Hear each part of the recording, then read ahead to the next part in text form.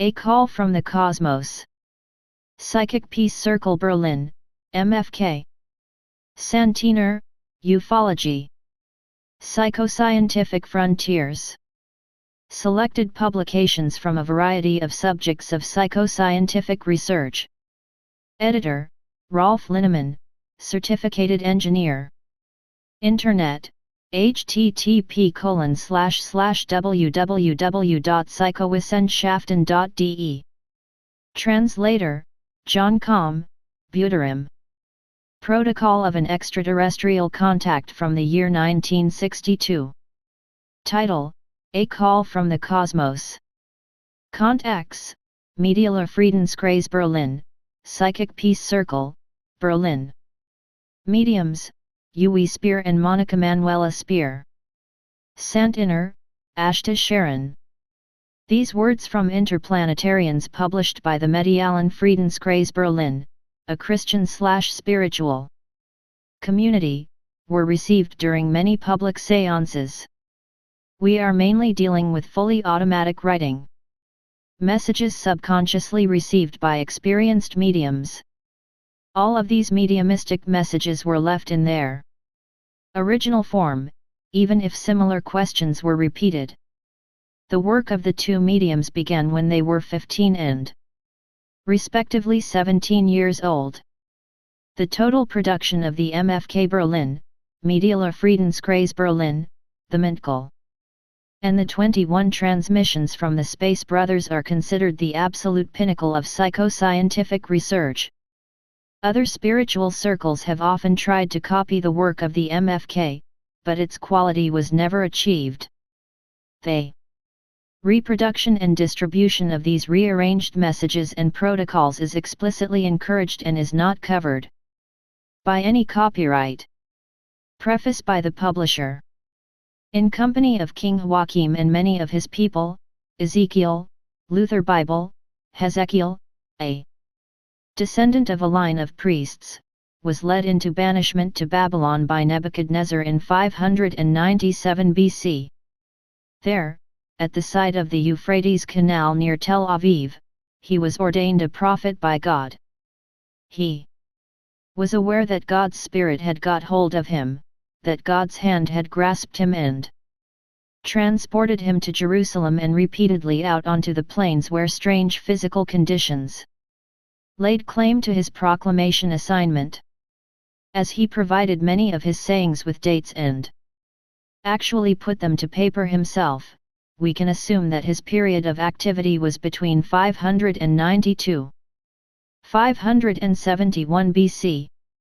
In order to simplify matters, the Bible's passages of Ezekiel 1, chapter 4-28, and Ezekiel 2, chapter 1-7 and Ezekiel 3, chapter 12, were taken from the common Catholic and evangelistic translation of the Holy Scriptures and have been rendered here.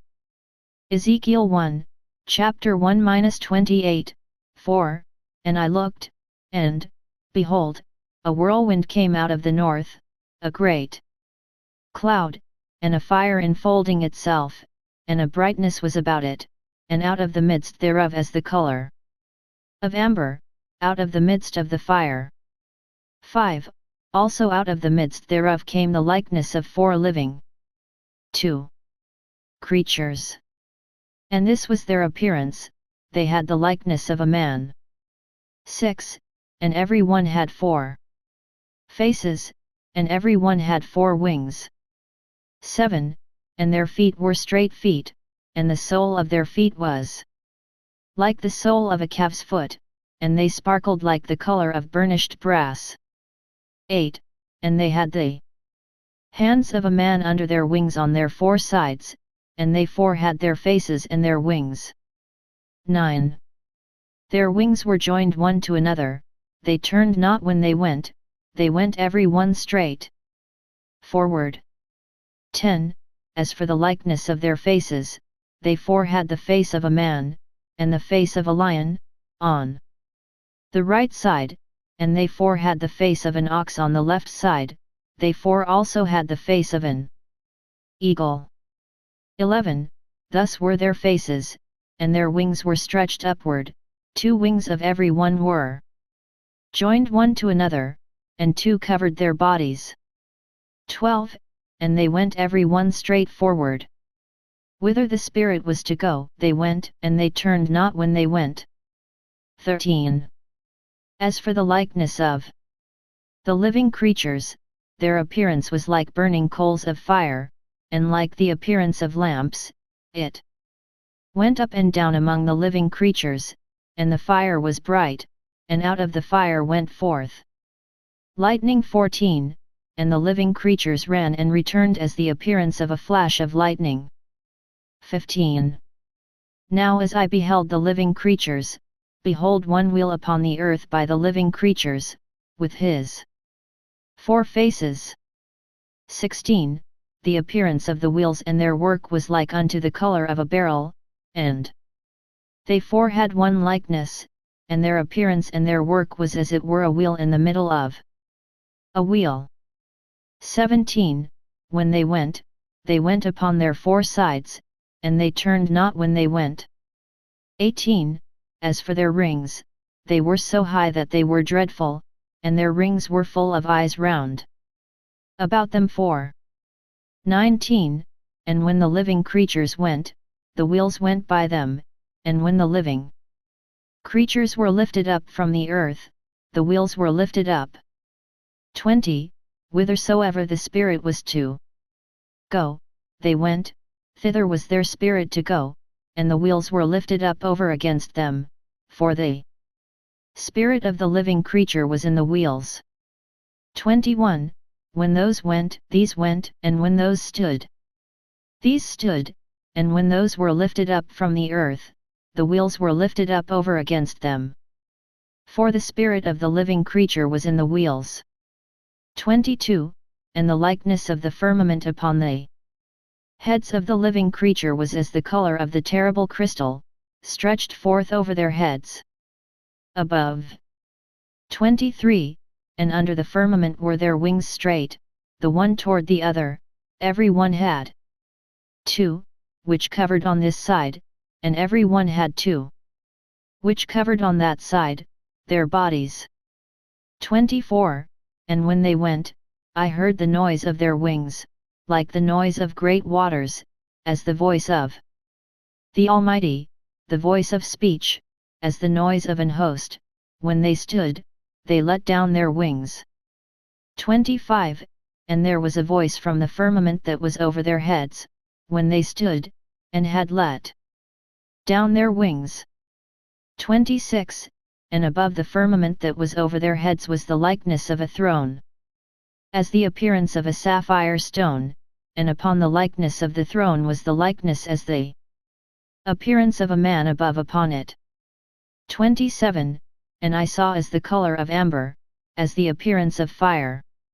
Round about within it, from the appearance of his loins even upward, and from the appearance of his loins even downward, I saw as it were the appearance of fire, and it had brightness round about. 28. As the appearance of the bow that is in the cloud in the day of rain, so was the appearance of the brightness round about. This was the appearance of the likeness of the glory of the Lord. And when I saw it, I fell upon my face, and I heard a voice of one that spake. Ezekiel 2. Chapter 1:7-1.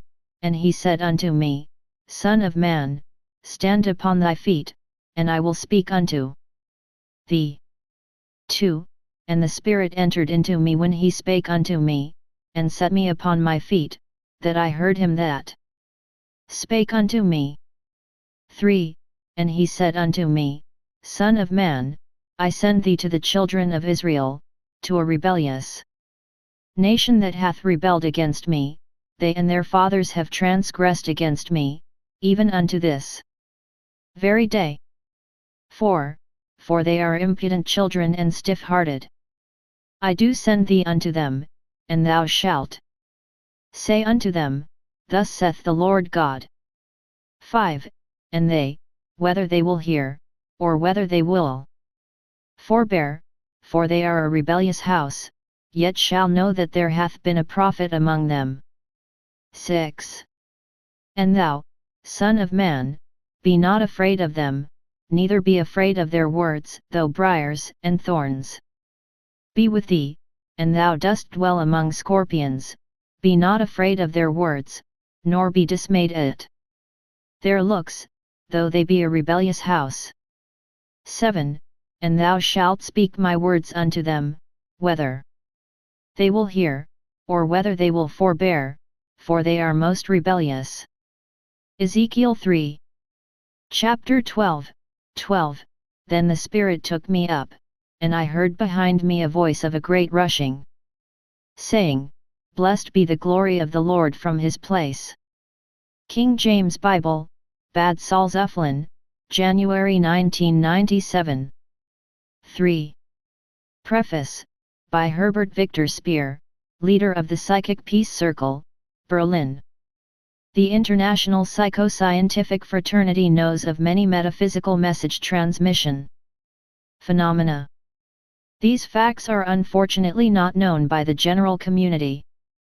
Intelligent revelations take place behind the scene of publications of daily events the average citizen hardly hears anything about. Intellectual circles guard these secrets, because they should not reach the public's ears. If they do reach the public, they are derided and one endeavors with all possible means to portray these extraordinarily important facts as nonsense or superstitions. Many scientists have absolutely no idea about what takes place on Earth in this regards, they only possess a view if the world that was drummed into them at school, one that is by no means correct in every respect. This contact report is a splendid, if not strange communication with people of a far superior development from another planet that come to us in brilliantly developed mechanical spaceships. These contacts take place at a number of locations on Earth, sometimes through automatic writing, sometimes telepathically. Telepathy between terrestrial people has been scientifically verified. This happens when their thought frequencies coincide. Psychoscience verifies another type of telepathy, namely one between a person living on Earth and a human entity that lives under different conditions, for instance in the fourth dimension that cannot be grasped with one's normal sense organs. Terrestrial religions have always determined the cultures, thoughts, and actions of the people on Earth. The mistakes within these religions in turn produced mistakes in people's social behaviorism between themselves.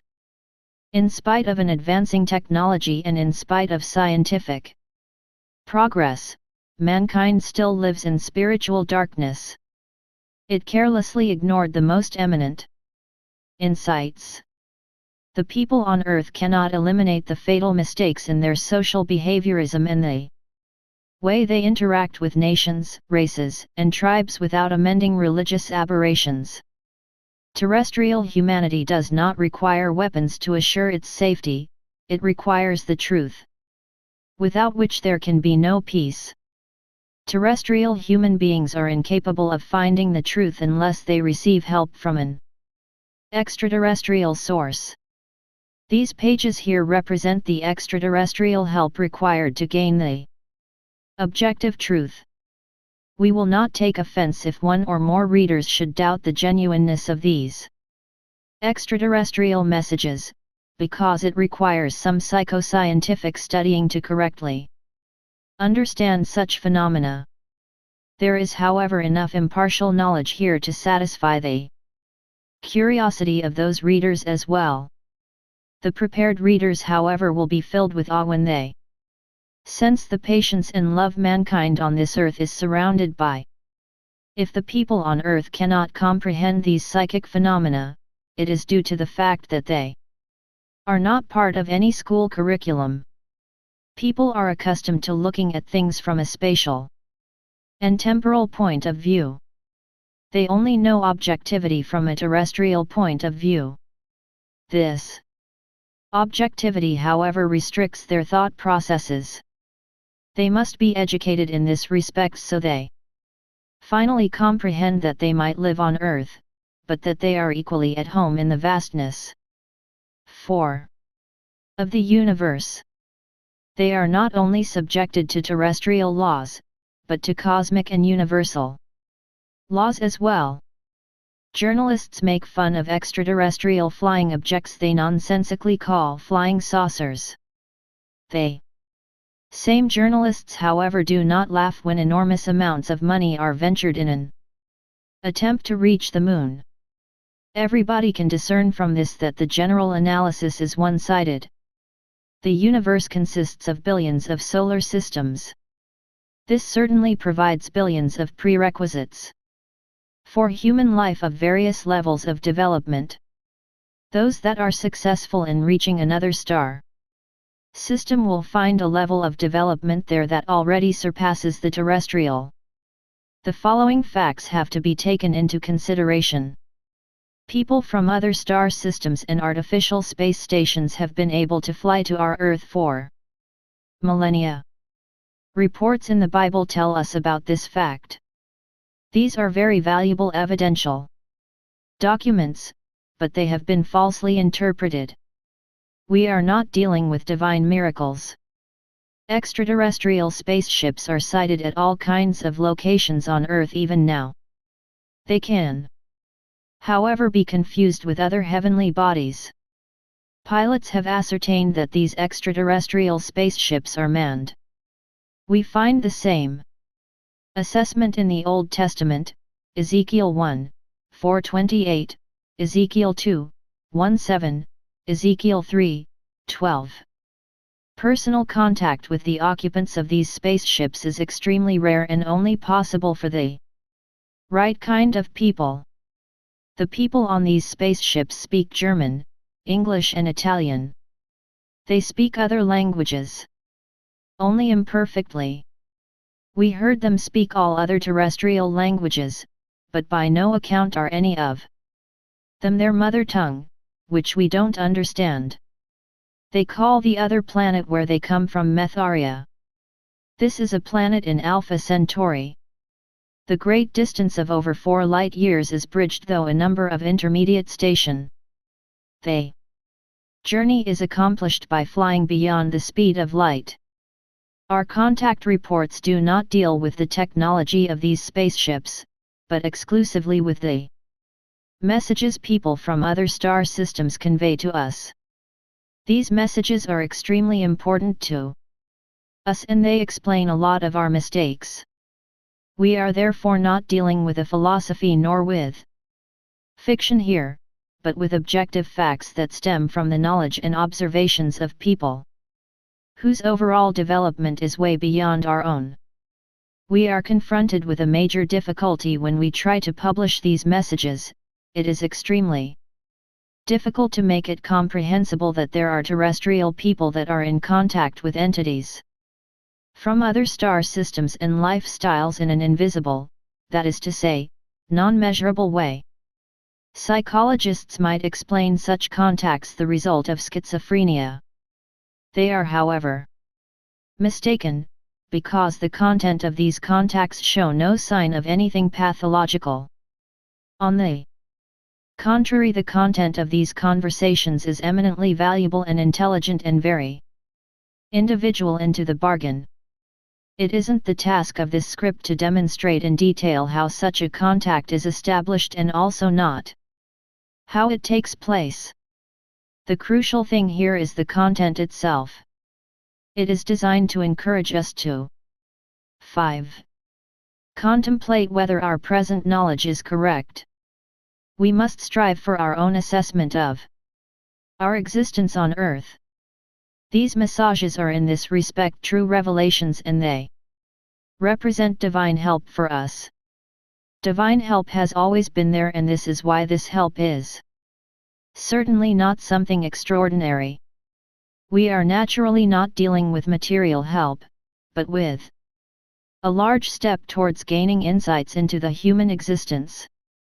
We recommend that the readers do not concentrate too much on the origin of this message, as this demands pretty extensive studies of occult and mystic literature.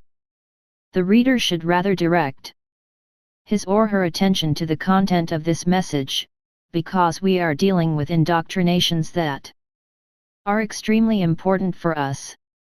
These messages are not the first ones that we received from an extraterrestrial source. We received and published a whole series of remarkable messages over the last years. Extraterrestrial contacts cannot be established arbitrarily. We are depending on the responsiveness of extraterrestrials in this case. We cannot give them instructions, and we must be modest when we question them. The opportunity to gain a lot of information about our terrestrial existence exists once such a contact has been established, because our planet has been constantly controlled and observed by extraterrestrials for millennia. The whole world has extensively dealt with UFOs over the last few years. In spite of thousands of reported sightings, one has been unable to get to the core of the UFO phenomenon. This phenomenon is still shrouded in secrecy. Terrestrial thought processes and terrestrial experience fail to understand why these extraterrestrials play a kind of hide-and-seek game with us. We would like to confront them, look into their faces and ask them what they really want from us. But they remain in the background instead. They fly around our globe and secretly snoop around our affairs. They coolly avoid detection and bring their messages via supernatural channels. All of this seems very strange to us. We are, however, not aware of the true reasons for this. We have no influence on their secretive behaviorism, but we can talk to them here and there. Their answers are very clear, and their criticism of our mental attitude seems more than justified. The subject ufology may not be derided by the ignorant or by wiseacres. It requires serious research and an insightful assessment. We particularly lack the appropriate scientific experience in regards to the occult, and this includes all religions. Millions of amateurs have sometimes fanatically, sometimes negatively dealt with this. They might have somewhat breached the darkness of the spiritual regions, but they are still miles away from lifting the veil from the invisible. Herbert Victor Speer. A scientific explanation. Question: many contemporaries cannot imagine that human beings are supposed to have an immortal soul. Is there an opportunity to explain this assumed immaterial soul? Ashtar Sheran: we know that this uncertainty here on Earth has great significance. Most people on Earth actually do not believe in the existence of an immortal soul at all. This is why they erroneously assess other things in connection with their existence as well. If they were 6. Eminently aware that their life continues after their disembodiment, they would inevitably change all their thought processes and their behaviorism. This insight has been part of our fundamental knowledge base for us, the Santinner, people from another star system, for a long time, and it has helped our enormous ascendancy. If I must give you a scientific explanation for this, I can only do so by using terminologies you're familiar with so you can understand me. I can only follow up on what you have already started. We must assume that most people will not be able to comprehend such scientific explanations whatsoever. I am therefore forced to use the simplest terminologies so the layman can comprehend what this is all about. But I unfortunately have to leave out a lot of things. Moreover, we cannot discuss this or the other all day long. All the things that are important must be discussed within a few hours. Mankind on Earth is to receive another indoctrination, one that signifies one more step towards the most eminent insight. The soul possesses an immaterial body that represents an absolute parallel to the physical body. The soul is therefore spatially contained and restricted to within its own space. Just the way the physical body is constructed from atoms, the immaterial body is also constructed from the minutest universal building blocks. We are dealing with all kinds of groups of tiny building blocks, except for one, you are unaware of the others. Your sciences have reached a point where measuring the soul in one way or another should be possible. For as long as its texture cannot be ascertained through technical apparatuses, it will not find recognition amongst the terrestrial sciences. Whatever the sciences do not acknowledge, they broader masses cardinally reject. This is why most of the people on earth adhere to a decisive aberration that has incalculable consequences. The conclusion that the human soul exists and that it is indestructible is the most important prerequisite for the whole human race and for the whole existence of planet Earth. The soul's existence can be verified under all circumstances. There are no excuses. There is the path of psychic powers, and furthermore, there are spiritual seances that allow the gathering of evidence. The sciences, however, do not utilize these methods, but derisively ignore it. There is, however, one other verification that from a scientific point of view cannot be denied by exact science under any circumstances. It has not been concealed from terrestrial science that space contains subatomic particles that race through space at above the speed of light. They penetrate through all atomic structures. These particles, your sciences call them neutrinos, are perpetual, that is to say, they are in perpetual motion. One assumes that these particles do not possess an electric charge, but that many billions of these particles bombard and penetrate every square centimeter of planet Earth every second of the day. These neutrinos, that according to your theories fulfill no purpose at all, form part of the immaterial building blocks of the spiritual world. A philosopher is supposed to have said, "Where there is nothing, there can be nothing."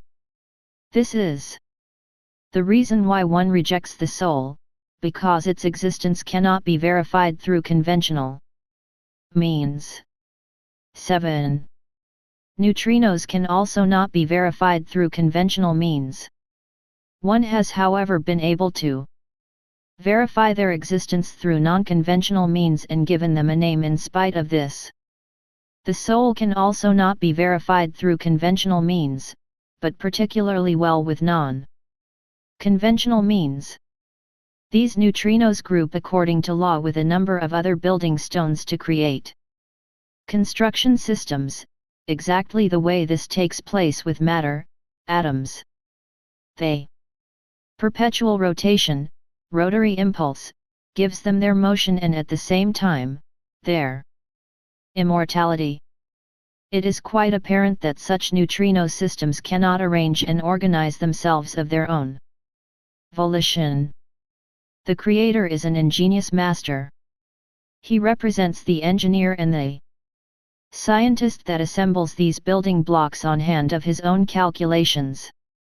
As every neutrino represents its own energy, terrestrial science will be able to assess and designate these neutrinos with innovative agents in the near future. Once they're able to do this, they will also be able to verify the existence of incarnated and otherworldly souls of terrestrial human beings through different means than before. A rural proverb states, "What the farmer doesn't know, he doesn't eat." I am of the opinion that mankind will not accept the things it doesn't comprehend. Scientists also principally do not accept the things that do not fit within their school-taught knowledge. This school-taught knowledge, however, does not know what to do with the things that are immeasurable but still exist. I call out to you, you still have a lot to learn.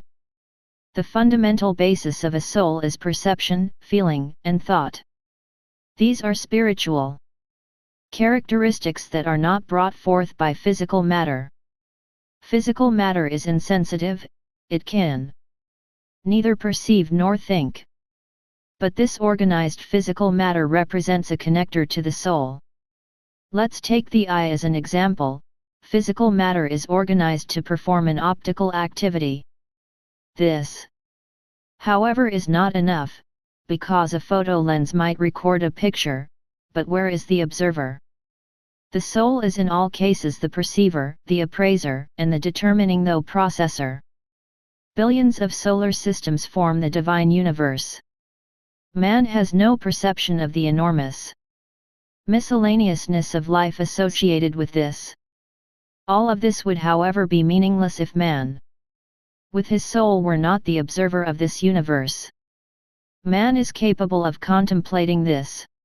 Only through man does this enormous creation actually gain ingeniousness. It has actually been created for man. Motion is life, because life comprises energy. The alleged law that matter is dead has hereby been refuted. The whole universe is the result of continuing experiments. The universe does, however, not experiment of its own accord, because this requires a planning, forward-looking and calculating intelligence. The Creator, however, has his numerous assistants, and mankind is a part of it. The human soul has not yet completed its development, it still has eons of further development in front of it. 8. There are two things we have to strictly differentiate between, namely matter with or without a soul. Most philosophers never applied this yardstick, because they wanted to measure the spirit with the laws of physics. One must take into consideration that spirit and matter represent two different worlds that have their own laws, but still belong to the same universe. In regards to things of an organic nature, spirit and matter are to be regarded an interlocked oneness. In regards to things after one's demise, spirit and matter are to be strictly separated, because they in no way still belong together in this case. The activity of consciousness is marked by its capability of pure thought processes. This is the soul's distinguished characteristics. 1. As you can see, science already holds the evidence for the existence of the immortal soul in its hands. Terrestrial science unfortunately keeps this information in the background, because it doesn't have the courage to face the spiritual revolution that would be triggered by this. You should not make the mistake of equating unconscious life with conscious life. Only conscious life is associated with the soul. Your whole view of the world is basically wrong. For as long as the general public of this planet is not correctly informed in regards to the objective facts about life and death, all of mankind's thoughts processes must end up with the wrong conclusions. This is the reason why all theologies and also all politics is untrue and focused on false targets. It is absolutely irrelevant whether these explanations stem from the regions of other star systems, or whether we are dealing with a terrestrial insight. It is important that the truth is spoken unaltered, and it is even more important that this truth is finally acknowledged by those in responsible positions on this planet. My name has been bandied about in certain circles of late. I am also aware that prominent people quibble over my name in order to say that these messages do not stem from an authorized source. All I can say to this is that there is only one source for the truth, and it is called rationality. As you know, my name is Ashtar Sheran. The name Ashta is just as prevalent on my home planet as the names of Smith or Jones is on Earth. Literally translated from our language, the appellation Ashta means the responsible. I hope that the dissatisfied are now satisfied. Do therefore not pay attention to the name, but pay attention to my crucial words. I am not an anarchist, and it is not my intention to create chaos or start a revolution, but I am determined to eliminate some mistakes that have kept the people on Earth in chains for millennia and prevented any spiritual advancement. Essential knowledge alone does not represent spiritual advancement by any stretch of the imagination. The facts speak against it. One Professors Hartmann, Hagen, and Schmick already agreed in 1934 that the brain is not an independent organ, but that it is controlled by an entity that is inherently different from physical matter, soul. The world-renowned Swedish professor and brain surgeon Olive Krona explained that thoughts are not contained within the brain, ergo that they are not physically present at all. Such an intelligence center was completely superior to the brain. 9. An ignorant, sadistic humanity exists on this planet that has no idea about its actual existence and purpose in life. Wars on this planet are evidence of an incomprehensible underdevelopment of the human spirit. One might not assume that the leading echelon of the people on Earth suffer from insanity, but that the leading echelon has not idea about the human soul and a spiritual life within the universe is beyond doubt as far as we are concerned. We must do everything we can to create a level of comprehension through elucidation that will lead to a new formulation of the most important human concepts. We are however aware that particularly theology and the circles it influences set an enormous resistance against this new formulation of your knowledge base. Theology on Earth is like a drug. One gets into a state of inebriation or drugs oneself in order to not have to face the truth. Once such an addiction has taken a strong hold, one is unable to shake it. Red communism is for once correct when it talks about opium for the masses. But behind this superstition communism calls opium awaits the august truth, ready to be let in. I will therefore endeavor to establish guidelines that will enable mankind on Earth to acquire real insights. Most people on Earth are eminently aware that the materialistic thesis of man's lack of a soul is not correct. These people sense the indefensibility of this assertion, but they succumb to academic judgments.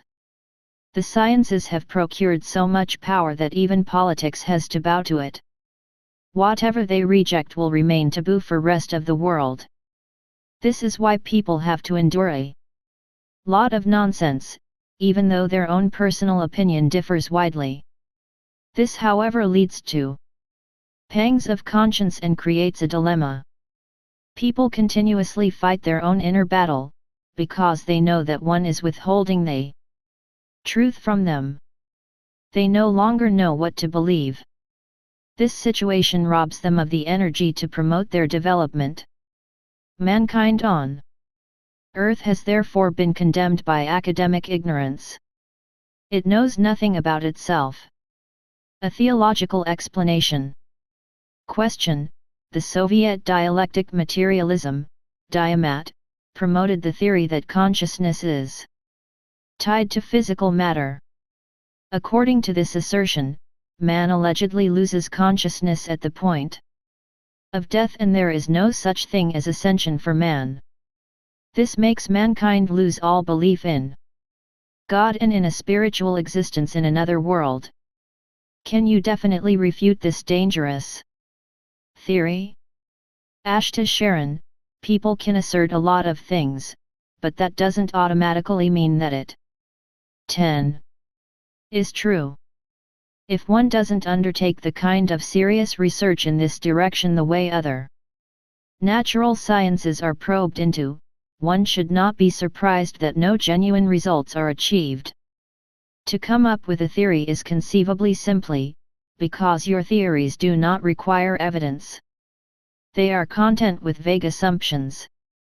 Consciousness is a cosmic process and this is one more reason why it can't be only tied to physical matter. Consciousness can exist without it. Consciousness however can be fettered to physical matter in order to fulfill a special assignment. This is the case in every incarnation. We Have undertaken research in this direction with all available means, and we have gained an objective insight. You ascribe matter an intelligence that does not exist in this form at all throughout the universe. Neither atoms nor whole systems can produce consciousness. Consciousness is not tied to matter, but to the spirit body, which in turn can be tied to matter. Consciousness is, however, an independent process in all cases. The brain entertains a kind of radio communication with the physical body. When a person dies, it does not forfeit its life, but this radio communication between body and spirit simply breaks up as if affected by a short circuit. Resurrection is the freeing of the spirit from its material fetters, but the spirit maintains its consciousness, and this can severely plague it. One's continuous spiritual existence is not a mystery, but a natural matter of course that completely complies with the nature of the spirit. It would certainly be a great mystery if it was reversed, namely if the spirit would discontinue to exist after this short circuit the way this crazy Soviet theory portrays it.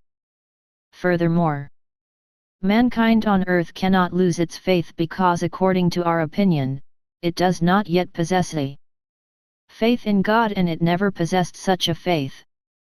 Your alleged faith in God is something we regard as completely incredible. Adieu. Your faith in God, it matters not which splinter, group or confession promotes it, is a kind of self-delusion. I am not saying that God does not exist. On the contrary. But I will continue to emphasize that mankind, no matter what physical condition it lives under, hardly ever deals with God, but rather more so with His creation.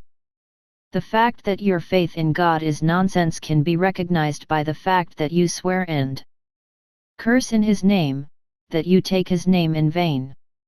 You want to honor Him in every way possible by performing theatrical masquerades, and you mass murder the crowning glory of His creation in bestial wars. Learn for a start to correctly deal with creation before you dare to venerate God. You can absolutely do away with the kind of veneration of God you perform, because it is extremely abhorrent and senseless. 11. Please learn to correctly understand and venerate His creation first. Just don't start on the wrong end again. Once you have reached a point where you have respect for life, particularly in regards to respecting human life, you can gradually begin to honor God. This doesn't require theatrical gestures and prayers. Please venerate Him in a way that He deserves, namely with positive thoughts and actions, and particularly in a way that one can demand from human beings, namely by being humane. Don't be affronted. We know you better than you think. If somebody asserts that he or she thinks and acts humanely, I can demonstrate the opposite 1,000 times. Of what use is it, for instance, when somebody goes to church to lament his troubles to God, to then reach for a cigarette outside the church door, thereby acting contrary to Mother Nature, that is to say, to sin against creation? Is this being humane? Not even animals behave in this way. The situation is even worse when an educated and cultured academic, doctor, healthcare worker, or a student of nature lends his good name and ambitions to render false evidence for remuneration, by saying that smoking is not harmful to people. The Holy See, as you call it, condemns war. This condemnation is, however, without any effect. It is as if a mouse beeps in a vulture's cage. Where is the evidence provided by the major religions that mankind is almost insane due to its preparations for war? Where is the evidence that people, and this includes everybody without exception, are being asked to give full account for their actions and intentions in the hereafter? The Soviet-Russian view that there is no God who rules over mankind, because there is supposed To be no consciousness outside of physical matter can be easily refuted, because it represents absolute nonsense. This view is not a theory at all, but one of communism's silly party paroles. There is absolutely no logical deliberation behind this. As you are aware, it states that creation developed of its own accord, that matter has always been around. That matter suddenly started to experiment with itself and on itself later. That it gradually gained experiences, and these experiences set the tone. This is how it asserts that creation, with all its elements, systems, and all life forms came into being quite naturally. This nonsense does not demand cogitation from people, and this is why this nonsense is more readily acceptable than any other nonsense. Dear God is simply placed ad acta, because he cannot be verified, and something that cannot be 12. Verified does not need to exist. Apart from that, it would not be too convenient for party members, politicians, and many more if he should actually exist. In any case, the self-creation of bodacious creation is a whale of a theory. I will now turn the table on this, as you say, and you will be able to immediately recognize this hair-raising nonsense for what it is, even if all possible dullness is at work here. The way this incredible creation, with its billions of solar systems and galaxies, is supposed to have come into being all by itself, God could surely have also come into being the same way. According to the simple theory of the self-development of creation, living things must also have developed of their own accord. Man, with his bodacious talents, is also part of this development. He cannot be excluded from this. But who tells you that man represents the highest perfection of any living thing within this vast cosmos? There are people on other, very distant planets you would regard as gods, or at least great magicians. Compared to these, you on Earth are only miserable creatures. This enormous cosmos has surprises in store for you your fantasy is incapable of imagining or comprehending. God can never be taken out of the equation, not denied, and particularly not discussed out of existence. He preceded the development all humanities by eons of self-development. He has reached the level of an unimaginable magician. His will and his intelligence marshals every atom, every neutron, every neutrino, as well as every Java stream to all planned and wanted motion systems. Your scientific insights into Mother Nature's activities are only just beginning. On hand of these little insights into the enormous ocean of divine nature, you can certainly not calculate nor comprehend God's and the spiritual and material universe's development. An ant stands in front of an electronic brain and contemplates this machine. This ant says to its fellow ants, I think it's best for us to simply reinforce the notion that these things do not exist at all. This spares us an infinite amount of trouble in regards to contemplating and researching these things. The evil in your world consists in the fact that you have an insecure faith. Your religious faith does not give you absolute certainty, it is an insecure promise one is not too sure whether it will be held. The religions of this world spring from this insecure faith. They have been adapted to this insecurity. One assumes something without daring to check or to verify this assumption. What does mankind know about creation? How did matter come into being? How did human beings come into being? No surprise therefore that the invisible, concealed existence plays an even more questionable role in your life. Your development could have progressed much further if it had not been maleficently and carelessly arrested. The teachers of this mankind have 13. Been reared and educated at the wrong schools. University-taught knowledge is completely insufficient in respect to the most important points, in regards to the human sciences, on a completely false track. Those that talk about the immortality of the soul are made fun of.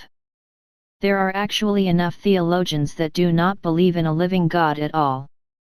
They regard their activity as just another profession.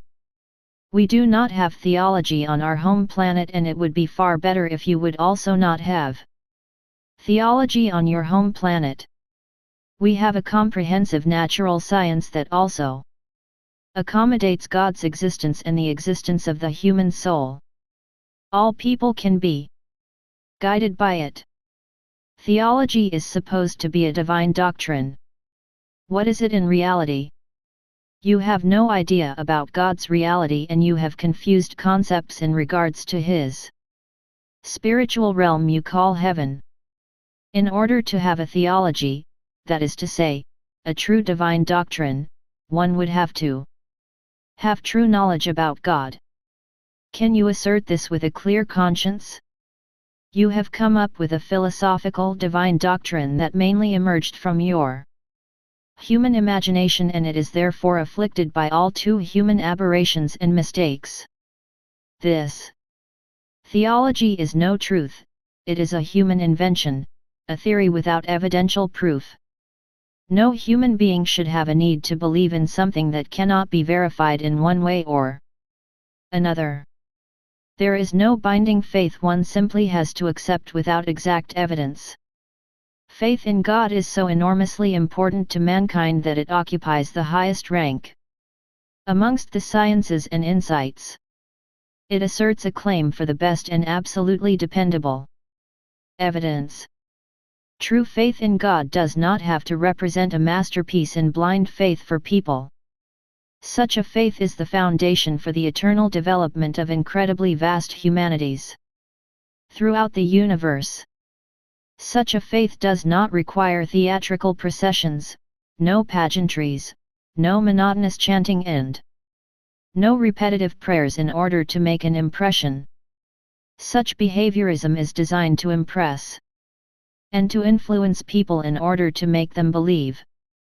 But such theatrics can and never will impress God or the regions of the invisible spirit. A scientifically investigated faith is something else.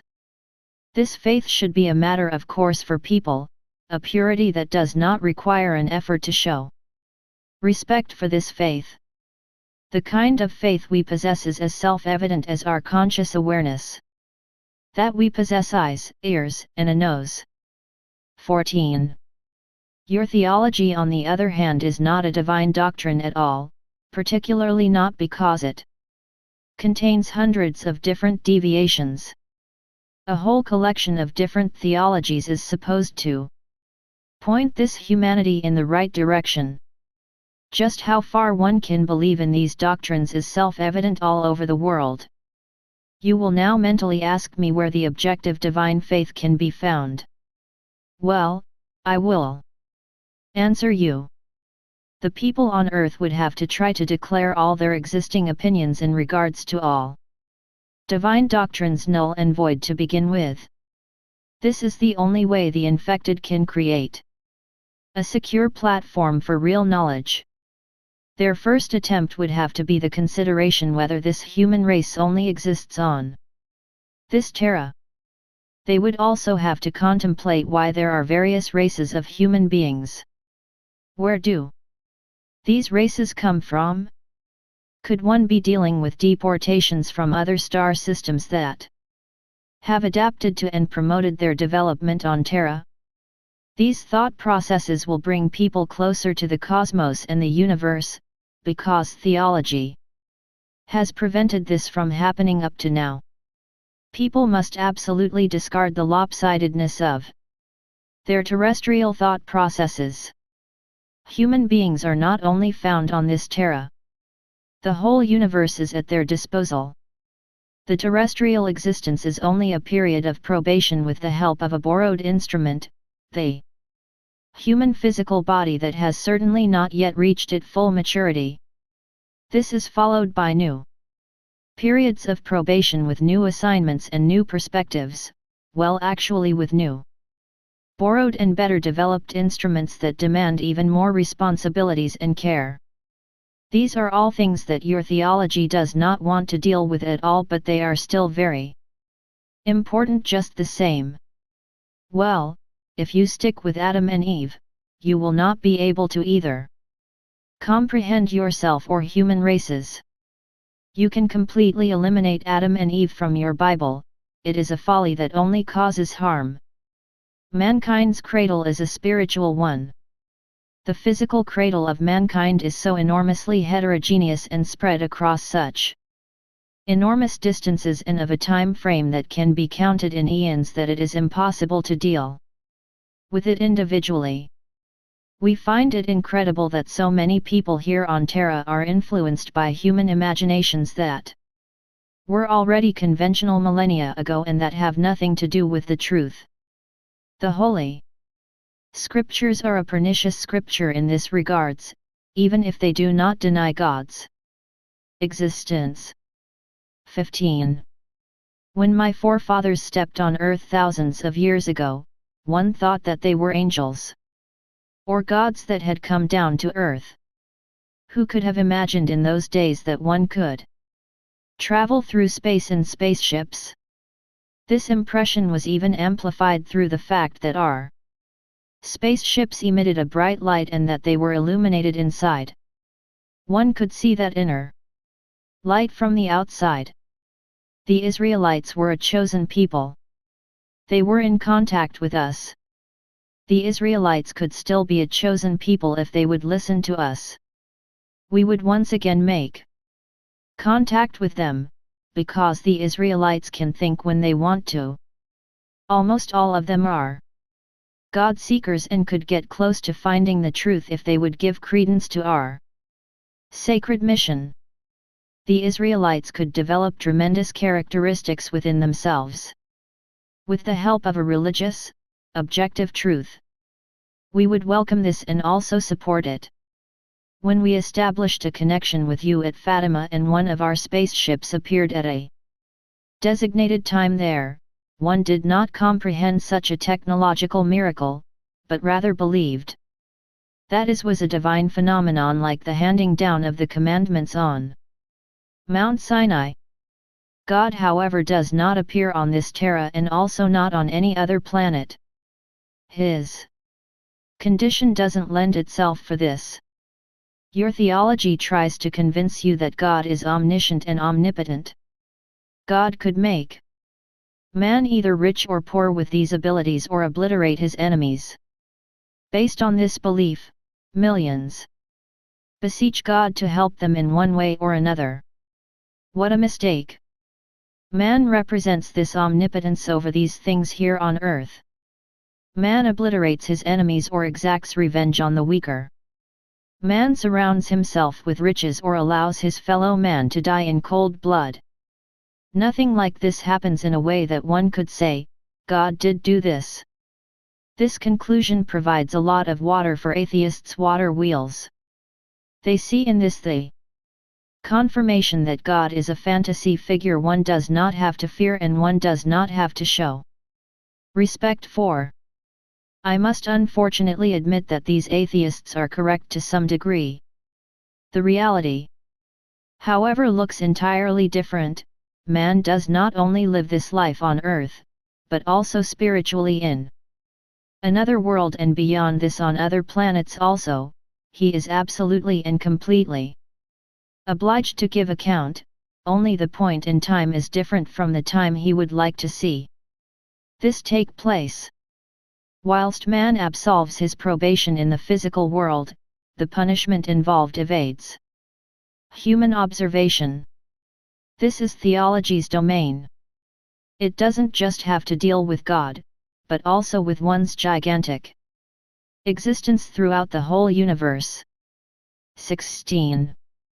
The concept of heaven may not be falsified by theology and the eternal existence of the human soul either.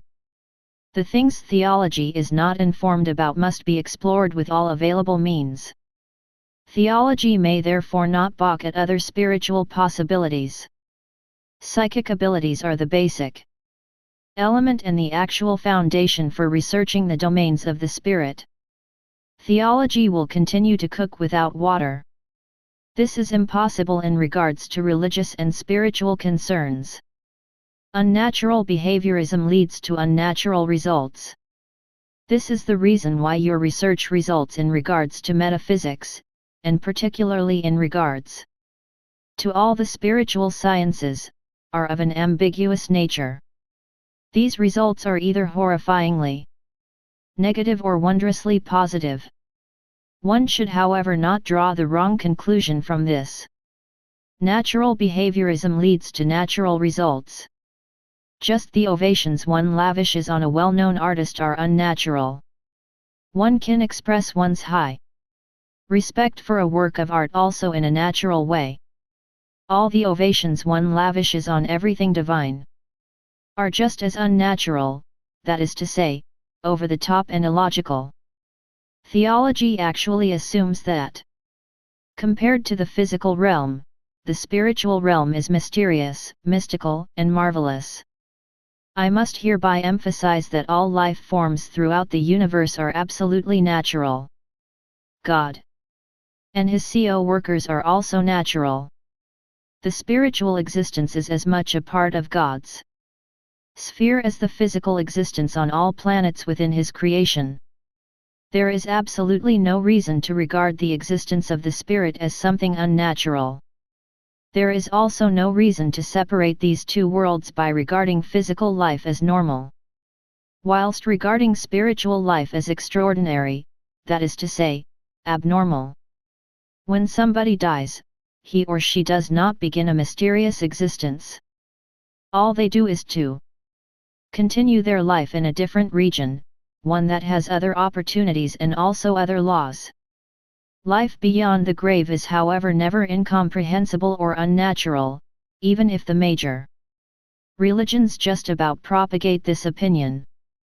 It has been common practice, respectively on the agenda for millennia, for you to regard priests as unusual and deserving your reverence even though they are also only human.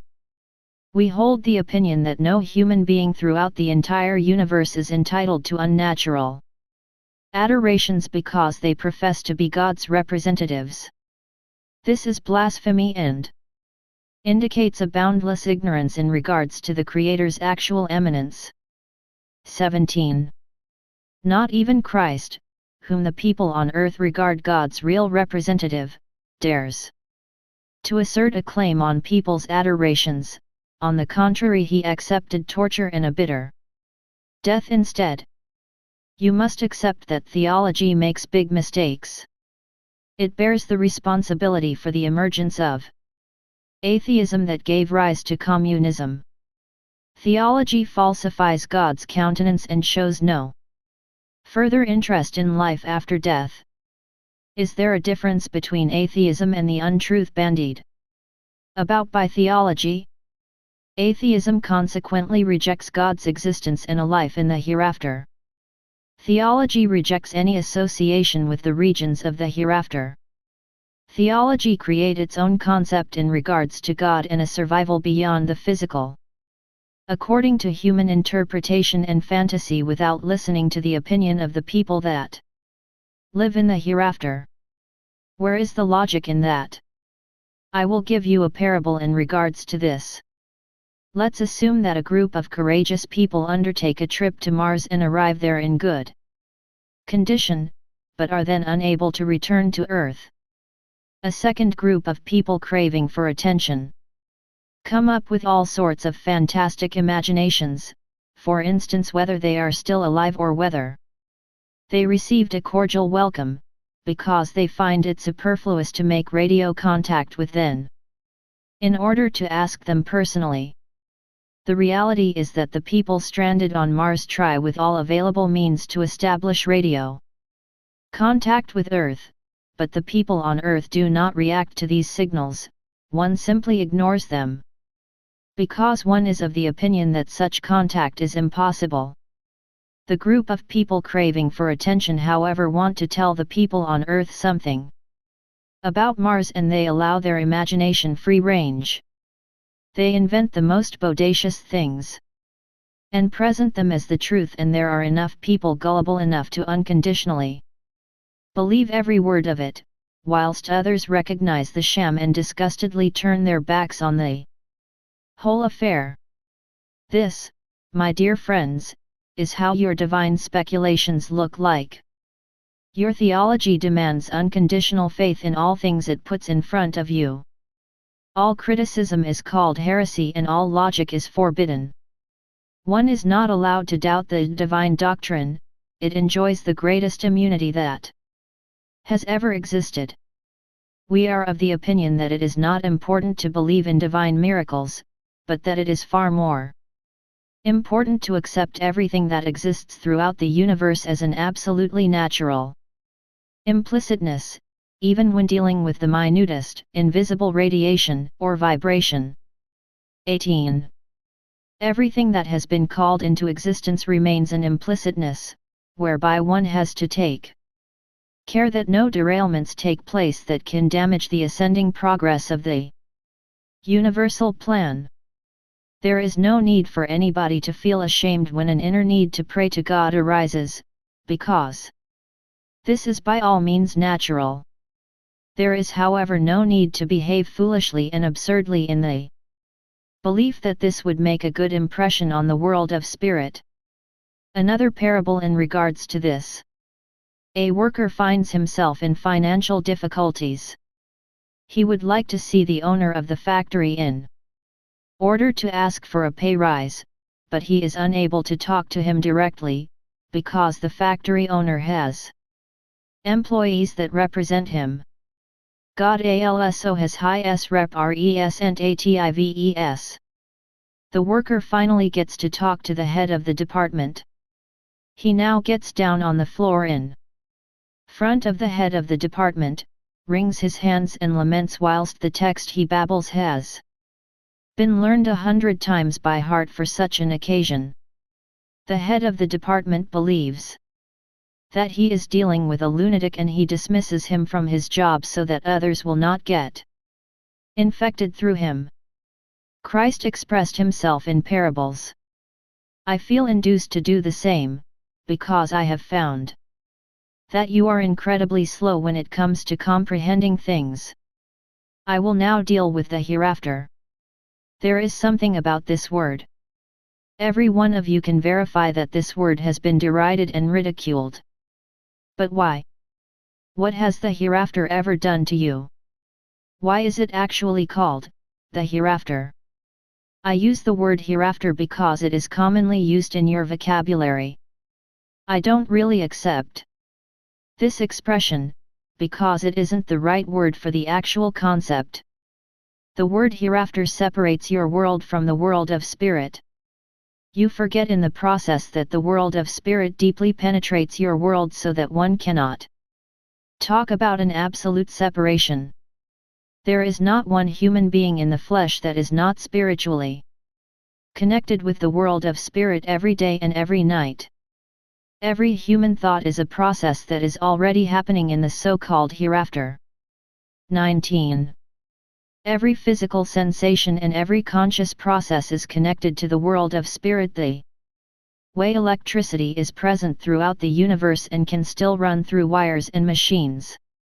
In spite of this, the hereafter is also part of the here and now, and it represents a universal unity. This unity only exhibits two different attributes, namely the spirit within the astral body and the spirit within the physical body. The spirit alternates between these two bodies. These are interrelationships that cannot be justified by a word like hereafter. It's not surprising therefore that people spontaneously balk at the idea that this concept of a hereafter informs them that their spirit is confronted by a world that is completely separate from them. You have to know that the spiritual realm is part of your world, that it is part of your human existence. You cannot extinguish life. It is one of God's energies. You can however separate life from its physical body by making the body non-viable for the spirit that represents life. Tis how eversasin. This is why your holy scriptures says, what God put together, no man should put asunder. Meaning that you should not separate the spirit from the body by wantonly killing somebody. Like many others, priests have nonsensically interpreted this passage from the Bible according to their own views, because God does not join two people in marriage. People select their own common law spouses. What actually happens when a person is born? Theology keeps quiet about this. The memory of a soul living in the spiritual realm is neutralized. The soul adapts to the child about to be born, and it begins a probationary period in a terrestrial existence. Completely unencumbered by experiences from any previous existence, it has the opportunity to reorientate itself anew. Its previous existences, however, endowed it with a certain level of character development, and this remains with it. It can now continue to add to the development of its character. What actually happens when a person dies? Theology keeps quiet about this too. A soul living in the physical is disconnected from its physical body. The spiritual connection is severed. This starts an independent existence in a spirit body created from immaterial elements and micro-building blocks of the universe. This body has all the organs of a physical body. 20. The soul has to make ample use of its terrestrial experiences whilst in this body so that it can prove its mettle within a greater community and within the creational sphere. It must assiduously operate within God's plan on a mental level. The spiritual connection to a physical body is then only intermittently possible and only under certain conditions. It is no longer dealing with its own physical body, it can be any other human body that is still viable. This human body is called a medium in this case.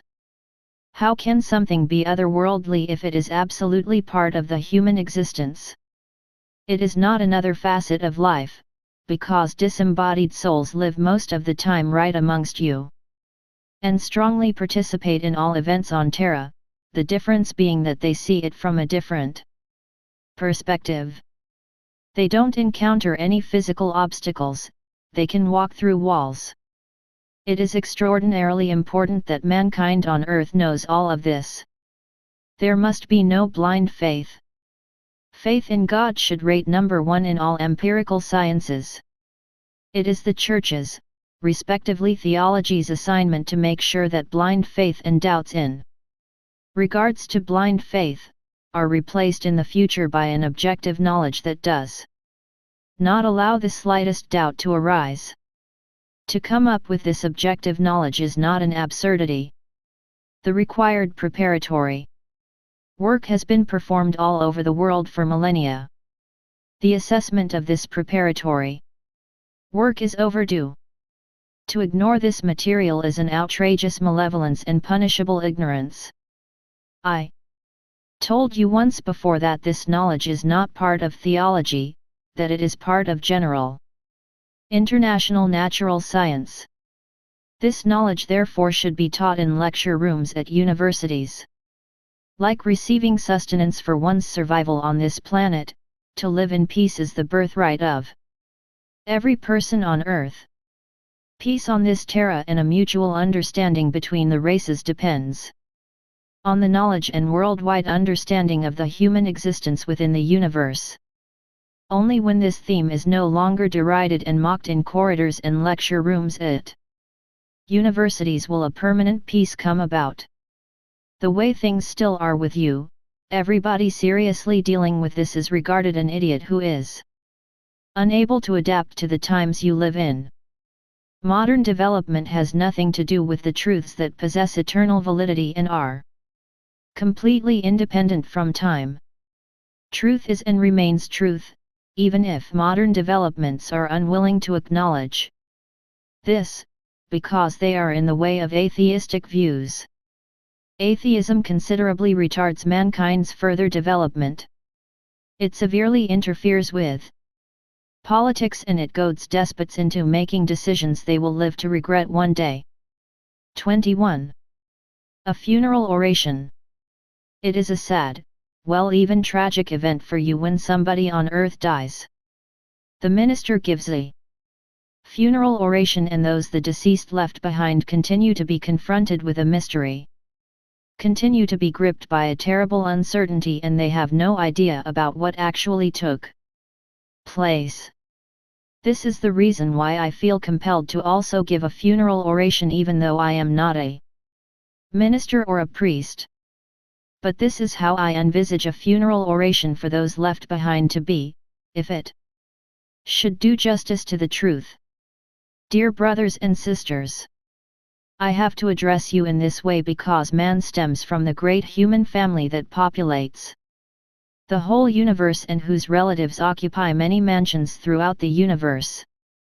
We stand in front of the coffin of a person and I ask you, what has happened? Something has happened that will happen to everyone without exception and has happened since time immemorial and will continue to happen over again in the future. It is therefore a completely natural process that has nothing to do with any mystery.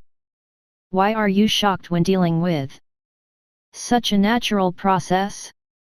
No human being, no scientist is capable of preventing this process. Once the physical body is no longer able to perform its functions, it becomes unusable to the soul. There are, however, philosophers and wiseacres that insist that man's consciousness is tied to matter. Where did these thinkers get their knowledge from? Surely only by assuming this, because consciousness can no longer express itself after one's demise. Who can play a trumpet when it is broken? Who will therefore assert that the trumpeter no longer exists?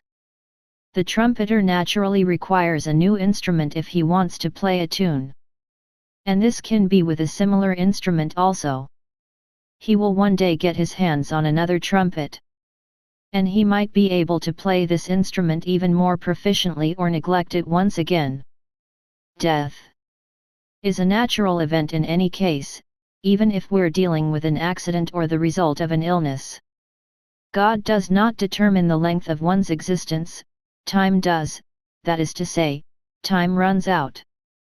Because the physical body is no longer able to perform its functions. Theologians have come up with and handed down to posterity all sorts of ideas. Their deliberations are, however, incorrect, they are figments of their imagination. Even when dealing with death, one has to differentiate between theory and practice. Practice is far removed from theory in this case. Has anyone ever managed to verify that consciousness is tied to physical matter, respectively? That physical matter begets consciousness? Who will assert that thoughts represent something visible and tangible, because you have vinyl records or tape recorders? Where are the molecules or electrons that constitute thought? 22.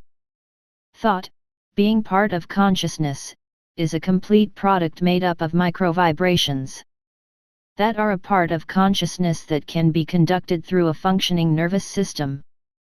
Of what use is it to somebody paralyzed from the waist down? His consciousness can produce the firm thought to lift one or both legs 100 times over, he will not be successful.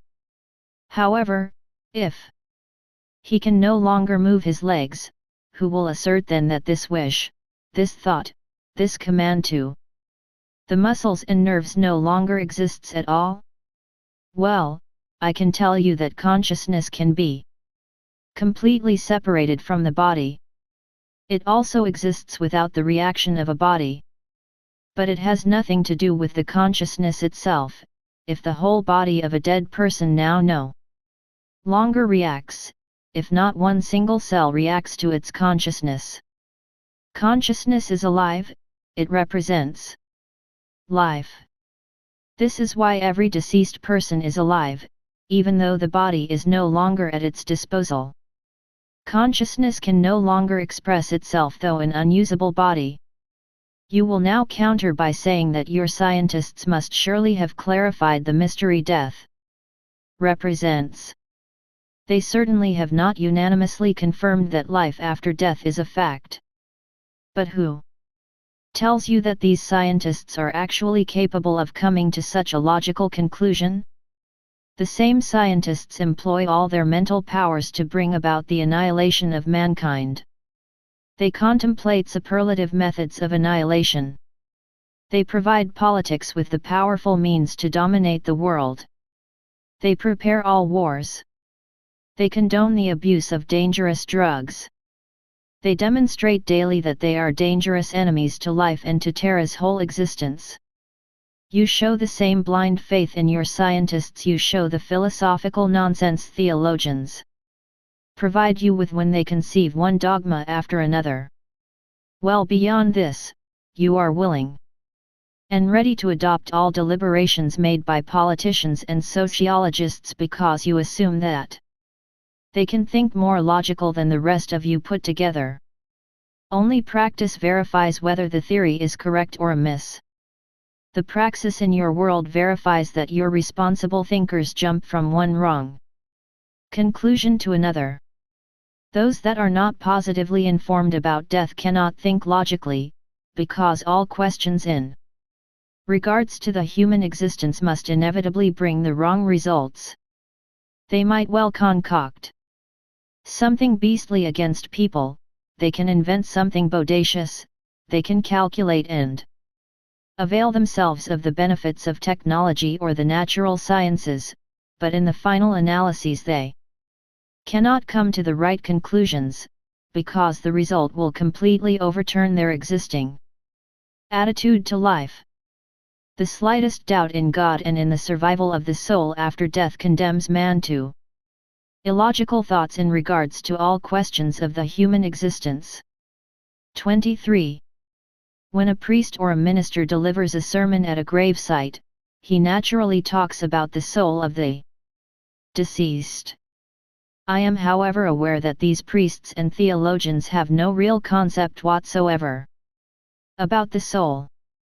Almost all of them are of the opinion that the soul enters a period of sleep after a person's demise, that it doesn't even dream, but that it remains in deep unconsciousness. But, God willing, billions of souls will be awakened one after the other, or all at the same time, at an undetermined day of judgment. During an egregious juridical hearing, more than half these souls will then be immersed in a fiery, liquid blaze to eternally broil and bubble, whilst an infinitesimally small number will be accommodated in heaven, a place of extreme pleasures, a delight without ending. What is even worse is the concept that souls remain next to the decaying bodies in the grave. What next? If you would only have an inkling of how illogical this nonsense is. It is simply hair-raising that mature people can believe and even fanatically defend and disseminate such incredible nonsense. God's representative, namely Christ, gave you a clear answer to this. Christ said to the two companions crucified next to him, I promise you that today you will be in paradise with me. Luke, chapter 23, 43. Paradise is of course a positive sphere within the spiritual realm. Judgment Day isn't mentioned here at all. Judgment Day is the day of one's terrestrial demise. It is a ceremonial entering into one's spiritual life. It is the great day of one's return to the actual, basic condition of one's human existence. Your experience can and has verified this on a daily basis. The backward races, I mean native tribes living in jungles, are better orientated than most university professors. They are aware of the existence of another sphere of existence. They entertain daily contact with the spiritual side of the vital, physical world. All they fear is the vengeance of their departed relatives who announce their presence over again. Your university professors, however, say that the people of these native tribes are incapable of correct thought and that they only imagine this spiritual side of their world. These university professors and pundit can, however, never ever verify these illusions within the brain, and this brings us back to vague assumptions. Praxis, however, verifies whether this assumption is correct or amiss. These native tribes had the same experience a million times over, even though they are spatially separated from one another by great distances. The existence of the soul with its consciousness can be verified in every human being throughout the world. One may, however, not make the mistake of looking for the soul or consciousness within the brain of people. The brain is merely a physical conductor between the soul and the body.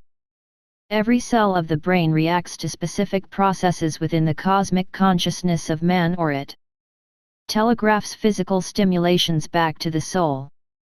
Let's look at a major religious sect that bases its beliefs lock, stock and barrel on the Bible.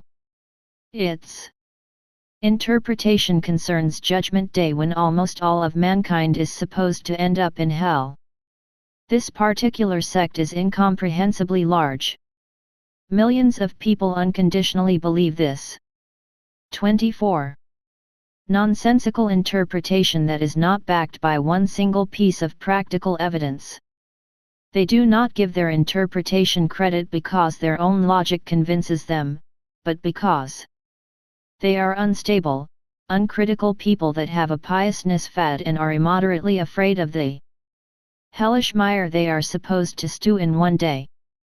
They believe out of fear, because fire hurts. They know the meaning of burns, and the fact that this situation is supposed to last forever makes it worse. We call this a mean scare tactics. Once people have fallen prey to this illogic, one can do with them whatever one wants to. One can even turn them into fanatics and employ their services anywhere, because due to their illogic, they are incapable of judging these things objectively. I am aware that my explanations will also be condemned. One will discuss them in church circles and say that these are heresies from hell. I, however, appeal to your common sense, but my words will be in vain where this common sense is lacking. But meanwhile, I will continue to do my eminent duty. The truth about death. Death is only a word and its concept is wrong. You understand death to be the complete dissolution of body as spirit. There is, however, no complete dissolution, but in all cases only a transformation. There is no such thing as nothing.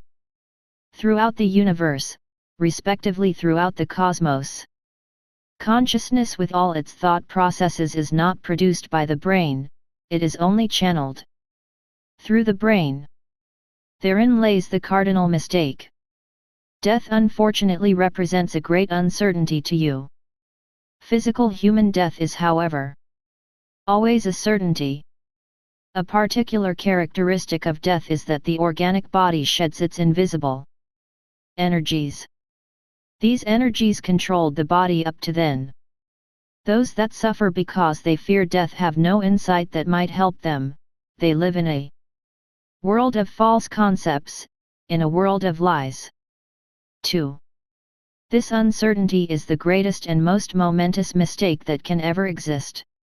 This uncertainty creates a false world, one that opposes God's plan, and it controls it through its aberrations.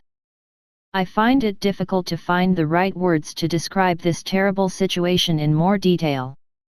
The things. 2. One philosopher voiced his opinion by saying that because the average citizen is incapable of dealing with death, they invented innumerable philosophies and theologies. All of these philosophies bear the hallmark of a fear of death. Theology is supposed to provide a refuge from the fear of death, but it provides little consolation. 25. Mankind is asked to put up with through this our pure hell. All of my explanations demand that I strictly adhere to your vocabulary in order to be understood at all. It is urgently required that mankind on earth finds out the truth about death. A scientific explanation is a sacred duty and assignment, and it is absolutely akin to performing a hygienic act, because it performs a service for the human soul. Theology is an utter and irresponsible failure in regards to this important affair. Science must create order here once and for all, because the people on earth can otherwise never release themselves from the shackles of their mutual, deadly animosities. I am convinced that half the people in hospitals can be sent home once clarity finally reigns over the mystery death seemingly represents. This is just one more reason why medicine will balk it. My explanations with all its might, in as far as we're not dealing with idealists, that is to say, with mankind's genuine divine servants. Governments are of the opinion that death, for instance, represents the best means to make nations and people amenable according to government's wishes and designs.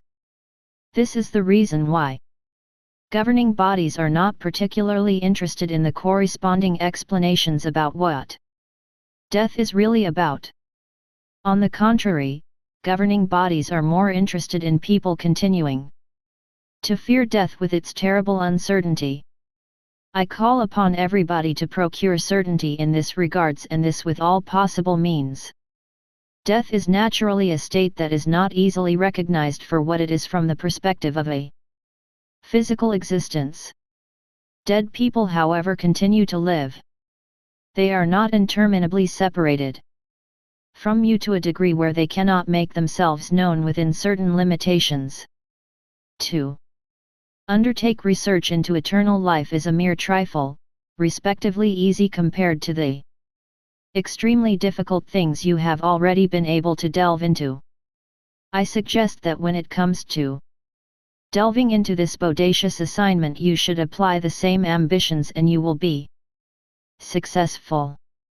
A lot has already been achieved in this field of knowledge. You are unfortunately caught in the tow current of conjectural philosophies. You do not require any philosophy, they are absolutely useless to you. But you do require the truth, real facts, in order to get on with one another peacefully and in order to progressively evolve spiritually and physically. A real human being, one according to plan, looks entirely different. In contrast to other humanities on other planets, you are still in a state of sadistic barbarity. Take the best amongst you as your archetypes and comprehend that humanist is only showing its beginning within these archetypes. Those that are uncertain about death live in a spiritual darkness that makes it nearly impossible to recognize the truth. 26. Allegedly intelligent people engage themselves in preparations for war. They invent weapons that make it possible in the near future to annihilate people en masse. They are engineers of death and perdition. On a personal level, however, they have not the slightest idea what so-called death is in reality. If they were aware of it, they would feel extremely stupid, and beyond that, abhor all their thoughts and actions. You will now counter what I say by saying that a threatened nation must protect and safeguard itself against an enemy. The way your world is built on ignorance in regards to the most important questions and answers, this is quite understandable, even though it is certainly not correct. Therefore, before you can change this hostile situation in any way, you must make an attempt to eliminate this ignorance about death. This is the real peace movement. Only elucidation can bring about a change on this planet, because your ignorance in regards to the most important facets of your society leads you even further into the labyrinth of animosity and superlative destruction. This ignorance led you into this situation. This is at the root of the dire situation your world is in. You must therefore grab this evil by its roots and replace your ignorance with cognizance. This is the only way animosities will cease, and this is the only way you will be able to correctly identify your failed development. Once you have accomplished this, you can destroy your weapons, because their absurdness will be revealed to you. Death and the threat it represents are the most important characteristics of your whole human existence. Billions are collected and utilized for this purpose.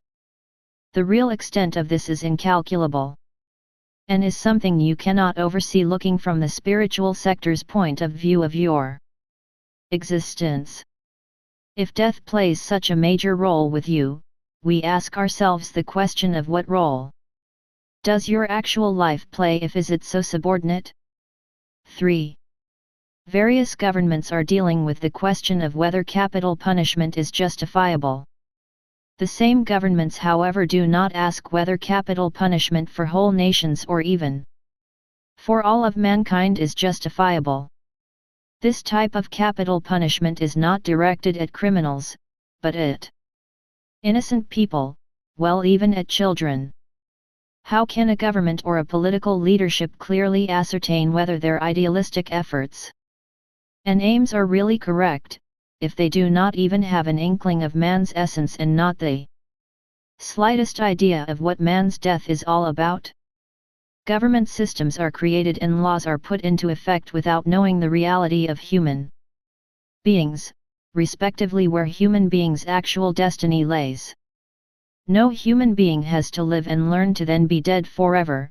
This is illogical nonsense. 3. Ashtar Sheran can be clearly recognized by the way he speaks. Those familiar with Ashtar Sheran's messages are able to differentiate between what's genuine and what is counterfeit. He is a cosmic teacher of renown. 27. Let's take an example. A celebrated sociologist, Karl Marx, designs plans for mankind's future on this terra.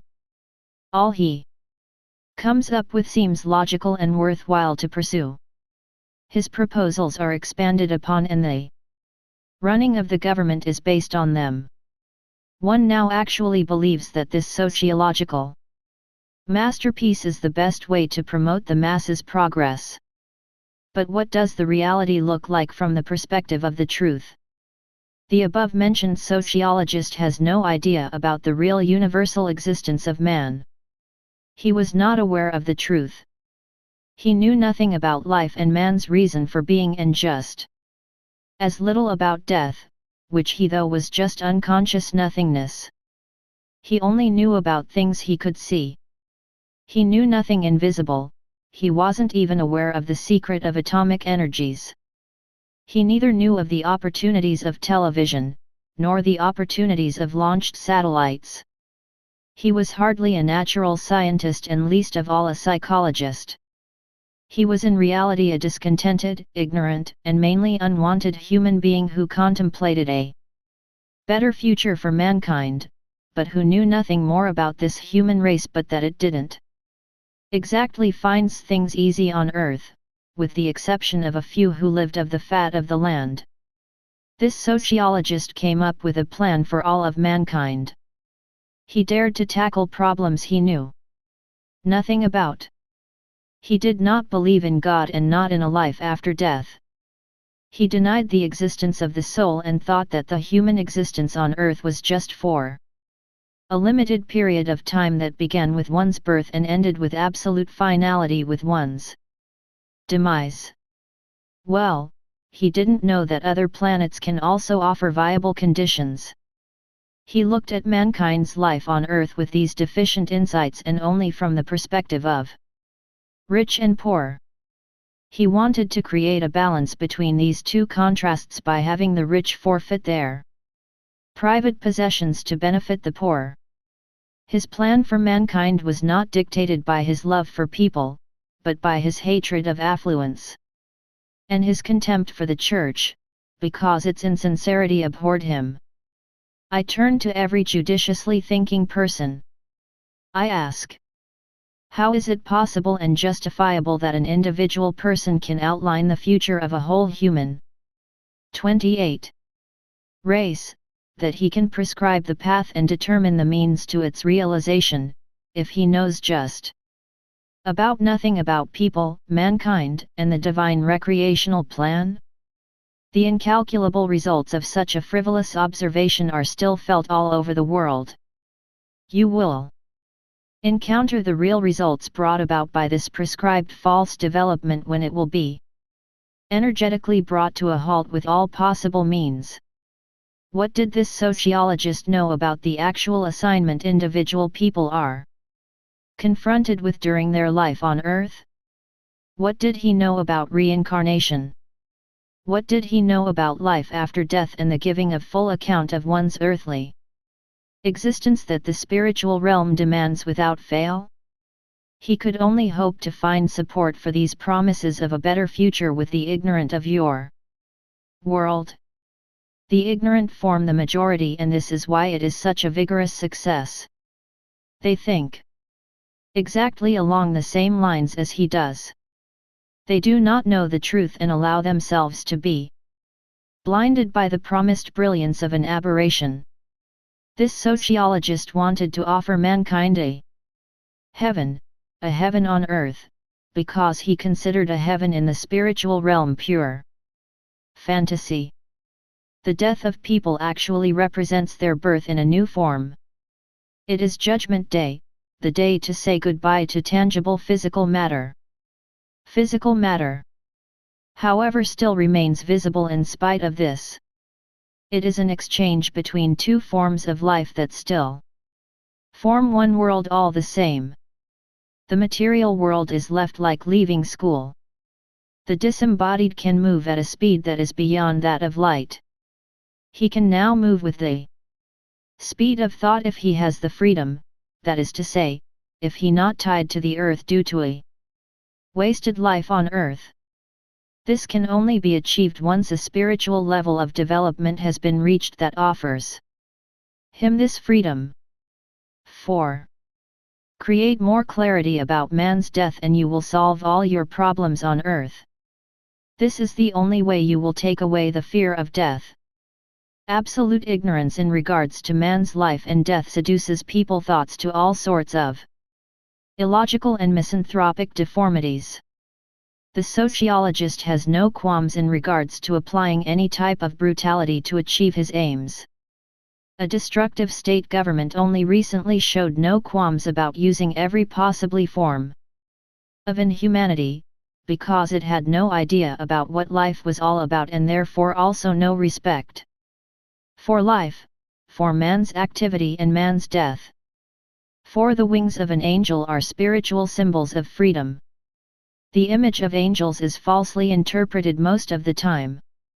There is absolutely nothing ridiculous about this. We are also not dealing with fantasy objects either. 29. Ghastly death demanded its fill. Death was as despised as it was hated. Millions of people were tormented by letting them starve, by leaving their wounds untreated and by demoralizing them, well, by inhumanly gassing and cremating them.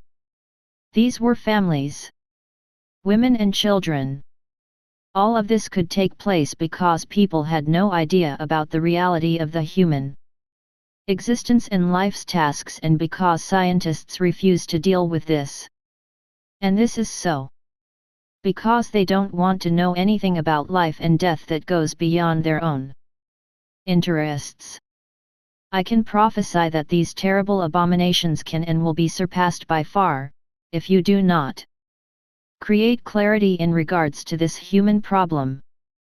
The eastern region of Germany, 1962, is already in the process of continuing with this negative way of thinking, and by putting it into practice, its government endorses this archetype of ungodliness and ignorance, and it will gradually surpass this folly unless it comes to its senses. If it only lasts from being born on earth to the day of his demise, man's existence is worth nothing. more than a piece of meat that is eventually eaten by worms or turned to ash through fire. The content of this piece of meat, the immortal ethereal substance of life and consciousness, is allegedly unexplored and unrecognized, while the elite within the sciences simply deny its existence. Nations' willingness to live in peace can never prevail if man's spirit is not recognized for what it really is. You have no respect for the immortality of your spirit, whom you only acknowledge in monuments and obituaries. The account that is demanded from all of you is no idle threat, but the foundation of a divine order and universal justice. Men and women of science, I call upon you to engage in self-help. Do not solely depend on theology. Theology does not take one step on behalf of the truth. It created a false concept for itself that it is prepared to deviate from, even though it already senses that it is incorrect. One is quite content to see people making their contribution at church or see them bequeath their estate to the church. The major religions promise something people find difficult to check up upon. The salvation through the Messiah's blood is a dogma. Do not depend on such dogmas. They are just philosophies and they neither offer you the truth nor security. If the sciences on earth assert a claim on honor and conscience, I appeal to this alleged honor. 30. And particularly to its questionable conscience. Ignorance pushes this human race inevitably into an abyss. The arrogance of so-called intellectuals represents a danger to the world. Nobody can avoid the spiritual regions. Many will not find a moment's peace there, because once you're there, you will blame yourself for having completely failed in regards to the most important things during your earthly existence. Whom will you blame then? Will you blame everything on the fact that your teachers have let you down? Neither fame nor fortune can make you happy, because not one soul misses out on what it is due, based on its individual development. The spiritual realm will make up whatever has not been fulfilled on earth. If you do not want to listen to the voice of a prophet, at least listen to people that are far advanced of your own development. You want to help, support and advise underdeveloped nations. We regard all of you as being underdeveloped human beings and we also want to support and advise you. Therefore accept our advice. The path that leads us to you might be unusual, but it is necessary in order to comprehend the mystery of the immortal soul. Our security measures are absolutely justified, because we made detailed studies of your mentality and of the way you think. Nobody wants to risk too much unnecessarily, and this also applies to us. The Bible states that a cherub spoke to a prophet. A cherub once again speaks to you. Who wants to doubt this? You do not want to comprehend that we travel through space to other star systems, but you already spent billions towards the same intentions. You do not want to accept that we can already do the things you wish you could do. At any rate, in regards to insights into controlling the required forces and energies, we have an enormous head start. We have very good reasons to not land on Terra according to your wishes and imaginations. All of this can, however, change in the future. 5. We are still in the process of removing the enormous damage done by your nuclear tests. The so-called Van Allen radiation belt that regulates the rotation of Terra has been injured through the explosion of a bomb in the stratosphere. If we would not interfere with our magnetic possibilities, Terra's would have already experienced a shift in its rotation. The people on Earth have undertaken things that have brought chaos to our program. 5. We are still faced with an enigma, namely why the Santinner do not alight from their spaceships and personally talk to us. They do not give us a satisfactory answer, they continue to evade this question. This discredits this problem. The messages are genuine in spite of this, they however verify very little to the layman, because he is influenced by the pessimism and the skepticism of journalists. 31. A blasphemy. Politics is certainly not very choosy when it directs its attention against mankind. It utilizes everything that serves its threatening and destructive behaviorism. There are however also mental weapons, and they have an equally destructive effect as well. Red communism is the master in this respect. It prepares an intellectual meal for the masses that is full of poison. Those that partake from it go to rack and ruin. You will probably not believe me when I tell you that spirit intelligences are behind this, that are engaged in serving destruction.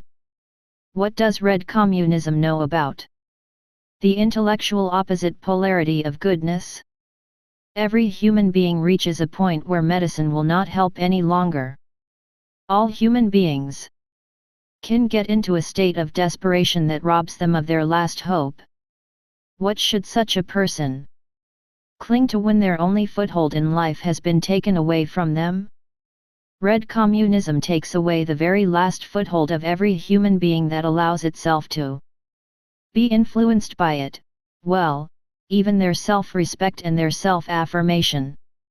Its intention is to make people depend on the state to such a degree that the state occupies the highest level within their mental capacity, that is to say, the representatives of the state that act as its advocates. The government is then not just God's representative, it actually takes God's place, thereby giving it the power to decide over life and death. Where is the visible hand that condemns a person to a life in Siberia? The state is such a visible hand. It has the power to do this. And this is supposed to verify to mankind that the government represents the highest authority on earth. The universe is completely forgotten in the process. The spiritual regions have also been completely left out the picture. Mankind has unfortunately so little precognition that it is utterly unable to recognize that this is a blasphemy. The truth is a stranger. The majority growing up under these conditions accept this ungodliness and presumption.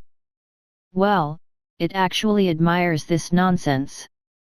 Where no yardsticks are available, nothing can be measured. The people do not have yardsticks, and the government does not allow yardsticks anyway. The result is that God will abandon them, because they have rejected Him. The spiritual connectivity to the Creator and His world of spirit is lacking. The fact that terrestrial man's thought processes are very slow shows up over again. He focuses his attention too much on physical matter. He closes his mind in regards to the invisible activities. 32. Of the spiritual regions. The influence of ignorant teachers is so powerful that humility is replaced by arrogance. Space is so incredibly vast that man, in his minuteness, has all the more reason to be humble. But he isn't humble. He closes his mind against this fact. He refuses to accept the conclusion that he is confronted with a majestic eminence. He derides the intangible that actually demands this reverence and this humility. This barricade brought about through willfulness and through arrogance naturally undermines logic. Acceptable results are then only those that others have calculated for him. He does not endeavor to come to his own conclusions about whether the bill of fare is correct. Those that do not recalculate their bill of fare must pay it as it stands, even if they have to part with their last penny to do so. Communist governments actually do demand the last penny from people, namely their inner decency and respect for the ingenious Creator, who due to His inconceivable greatness of spirit cannot be comprehended. 6. Arrogance is a state of mind that makes one lose self-control. But when arrogance is joined by fanaticism, man begins to imagine things that do not actually exist. He will then invent a philosophy of lies that represents a satanic phantasmagoria in its formulation. This is the only way communism can turn into a blasphemy. According to this, communism is therefore the prophesied Antichrist. Blasphemy has nothing to do with science, even if one gives it the name of scientific atheism. No science has jurisdiction over blasphemy, that is to say ungodliness, because science means recognizing nature. Blasphemy, however, is not the recognition of nature, on the contrary. It is absolute ignorance. Those that fall prey to this infamy should not be pitied, because they must actually have an evil disposition in the first place. A divine law is anchored within every human being. It differentiated man from all animals and it grants man primacy within the universe. This law is, however, also an active energy at the same time. Blasphemy robs man of this active energy that makes an appearance when those that are ill, those in need of care, those that just had an operation and those that despair require it, and even experienced physicians call it the wonderful power of the mind. This bodacious cosmic energy people are connected to under normal circumstances, makes an articulate appearance at places of pilgrimage. What kind of energies do you think become blatantly obvious at Lourdes or at Fatima? 6. Based on exact calculations, astronomy assumes that the universe contains the incredible number of at least 1,000,000,000,000,000,000,000,000,000,000,000,000,000,000,000 1021 suns. 33. Do you believe that this happens because of a blasphemy? This professorship communism founded at its universities is in reality called professorship of blasphemy, in other words, professorship of dumbness. The required material is maliciously twisted and due to its hatred of man, wantonly misinterpreted. This material naturally attacks the weak points within the Bible. But I can tell you that these weak points can also be interpreted differently, namely through the objective truth, as I have mentioned often enough. The weakest point is the legislation handed over on Mount Sinai, because God is supposed to have personally talked to Moses. You already possess space rockets on your Terra. You already have some experience in regards to spaceships through what you call ufology. All the materials gathered by you through observations should suffice for you to know how our spaceships are constructed externally.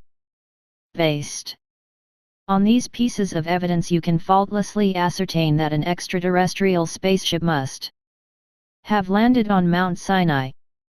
Our forefathers, the Santinner, brought you this legislation.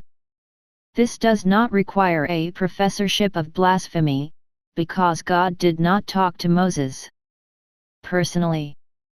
Moses did, however, receive his indoctrinations over about 40 days on board one of our spaceships. We heralded divine guidelines and we heralded God's glory. The commandments we brought to the people on earth at that time still have validity these days.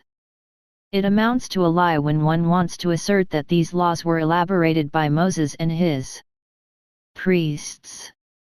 In regards to the books of Moses, there are guidelines within them that indeed have no validity but still managed to become part of the Holy Scriptures. The Bible is, however, evidence of our existence, and we want to verify that you are mistaken. If the people on earth allow themselves to be influenced by the malevolent nonsense of a few party fanatics, they blindly beat a path towards their own downfall. I therefore warn you. Levathisblsphemal. We have no objections to you reforming your church religions.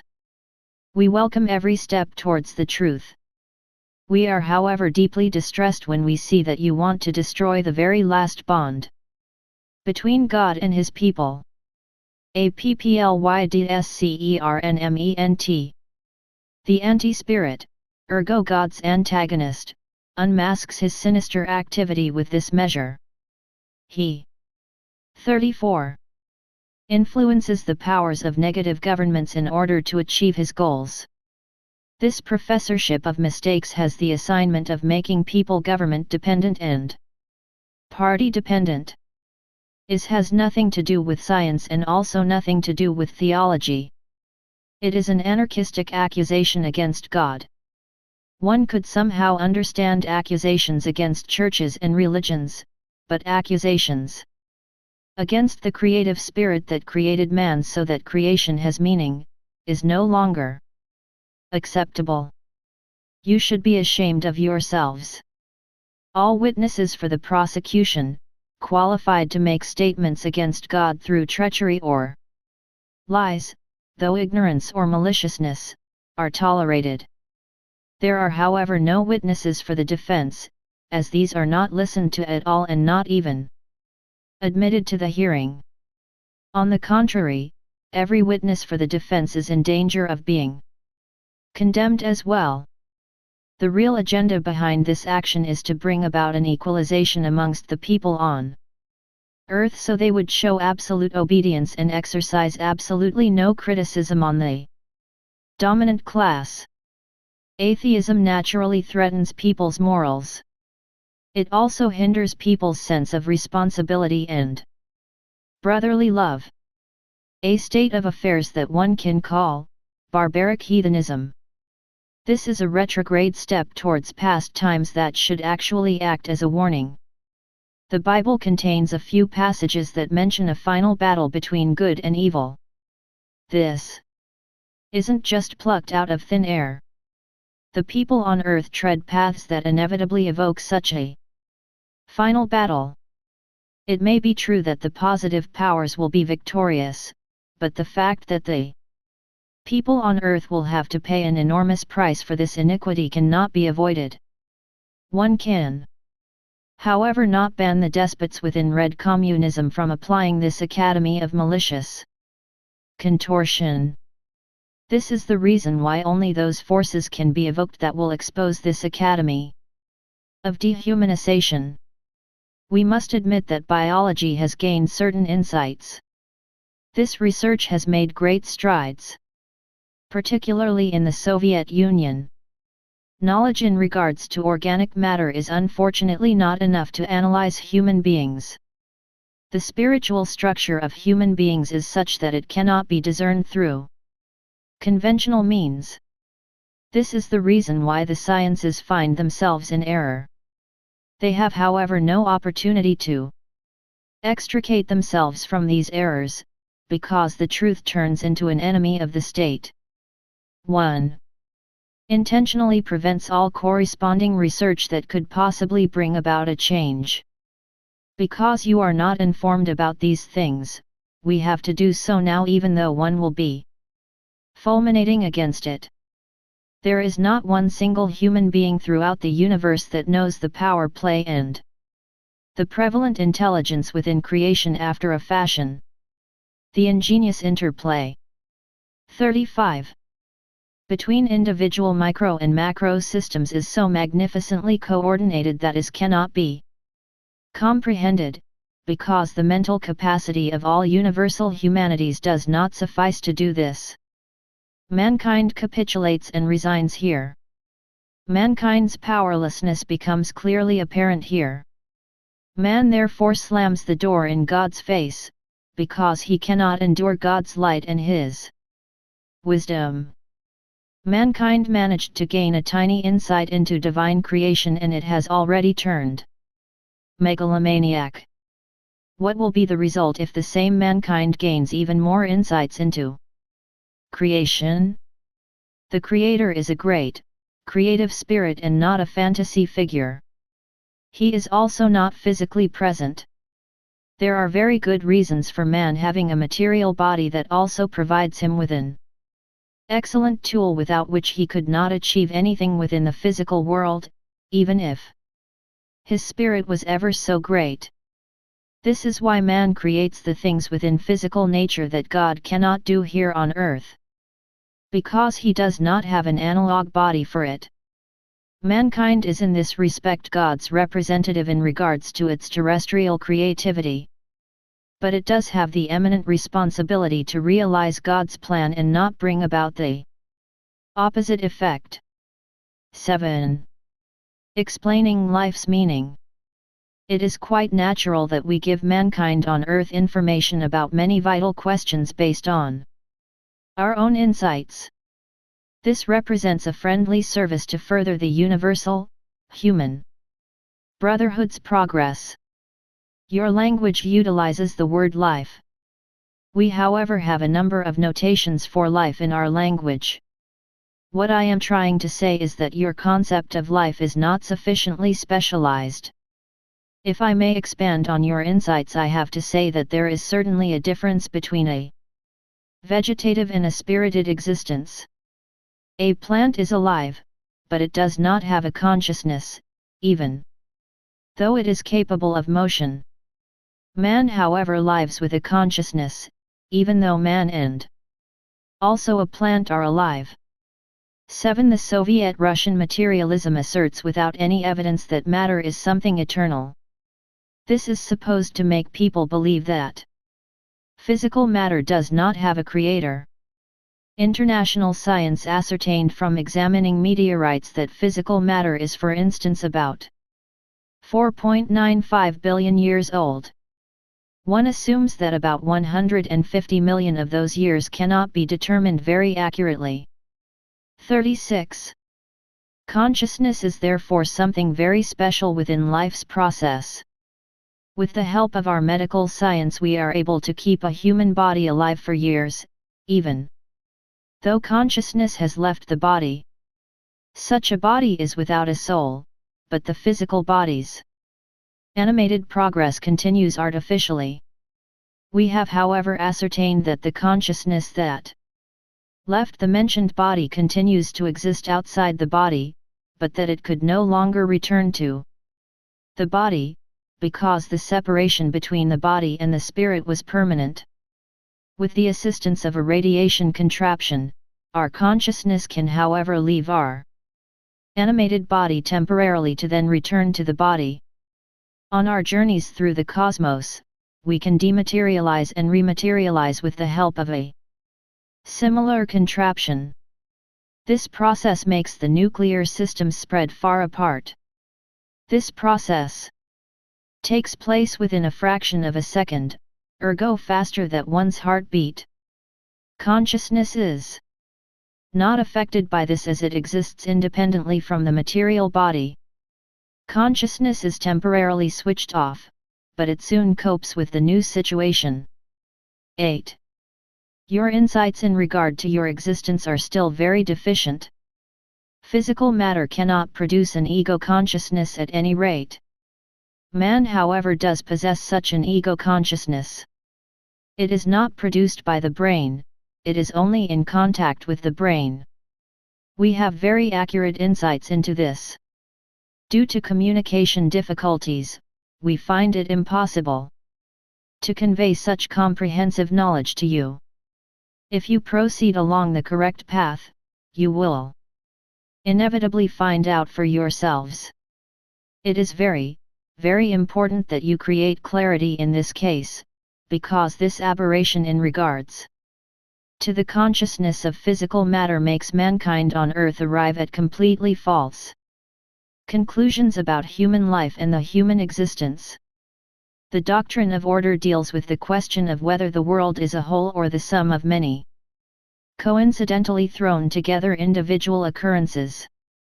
There is only one answer, namely that order must abide by the law of causality. Accordingly, God is the cause of creation. The universe is his impact. Individual things as impact within the cause create a unit. The order of things is, however, interfered with by the negative antipolarity that has a disorganizing effect everywhere, and that will eventually even destroy itself. 8. This is where Ashtar Sheran refutes the dialectic materialism opinion that consciousness is tied to physical matter. This aberration has been publicized on behalf of a political agenda. 37. We admit that the people on Earth have recorded some very important insights in regards to matter. We admire the facilities that were installed to wrestle even more insights from physical matter. All of this takes place according to God's plan, so we do not object to this. For some strange reason you do, however, balk at the existence of a world of spirit. This is not intended within the Creator's plan. You possess millions of valid pieces of evidence at your disposal in regards to the existence of a world of spirit, but you falsely interpret this evidence and take it to mean something else. 1. Could change the meaning of everything if so inclined. 9. You must take into account that everything throughout the universe is bipolar. Every item has its corresponding counterpart. Propagation is also based on this principle. This is why antimatter exists, whose energies have a different polarity than that of physical atoms. You have already gained some research results in this direction. Why are you so reluctant to accept that an anti-world exists where human beings lead an existence within a different polarity? The so-called hereafter is of course the reciprocal pole to the here and now. Its antimatter is just as stable as your physical matter in the here and now. One can surely not doubt that this is so. Your scientists behave completely biased if they do not take these physical and metaphysical facts into consideration. The fact is that your search for power, glory, and money is greater than the desire for genuine insights into your existence. God is not as omnipotent as he is portrayed by theology. He is the giver of laws, but he does not get actively involved. Without laws, no atoms and no antimatter would exist. The orders of the Spirit, that are compelling, therein lays God's powers, surpass everything that exists within the universe. The way life exists on many planets, anti-life naturally exists in those regions that are situated outside of star matter. The way gravity exists, anti-gravity naturally also exists, and it is part of an anti-world. We make use of this enormous fact by partaking of these enormous anti-forces. They have a much more powerful effect than the forces that are active within star matter. 10. I will take the opportunity here to mention that the theory of relativity is not correct in every. 9 friends of a spiritual circle from Hanover send us the following lines unsolicited. We were also told that Ashtar Sheran's books were the irrefutable truth and that he was the preparer of the New Age. We were told this without having to ask. 10. Ashtar Sheran talks about star matter and antimatter. If man's consciousness is supposed to be absolutely tied to physical matter, according to Russian interpretations, man's consciousness can naturally be tied to antimatter after death. 38. Respect. The law of perspective was not taken into consideration. But we do have high regards for researcher Professor Dr. Werner Heisenberg. His well-thought-out formula appeals to us. Upsilon psi plus plus equals d dx L superscript 2 511 5 0 gamma gamma gamma. The universal formula is: the impossible doesn't exist. Life exists on other planets that has adapted to prevalent condition, and organs have accordingly adjusted and developed. You may therefore not take your own organs as a homogeneous yardstick for the whole universe. You may not assume that human life and other organic life cannot exist on other planets, because biological conditions are not completely equivalent to yours here. Question: we would like to know whether life exists on the surface of Venus, because only the existence of a space station was mentioned up to now. Answer: you find this difficult to believe, because a lot of things speak against it. There is, however, human life on the surface of Venus, but we prefer to not give you more details about this, because your present state of development does not allow you to comprehend this. The space station near Venus is however manned by Santiner, and they adapted quite well to the conditions there. Question: measurements taken by satellites ascertained that conditions are very hot on Venus, and that this makes life on Venus implausible. Can you explain this in more detail? Answer: Venus is covered by a very thick layer of clouds. This layer of clouds filters the warmth of the sun and also the sun's light.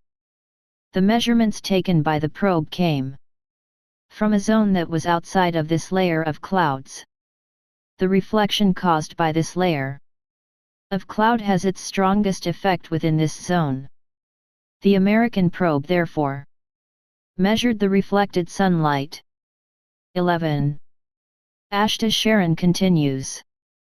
An extraordinarily number of versatile life forms exist throughout the universe that in many cases unimaginably surpass life on Terra, as conditions on Terra as not as ideal as you surmise.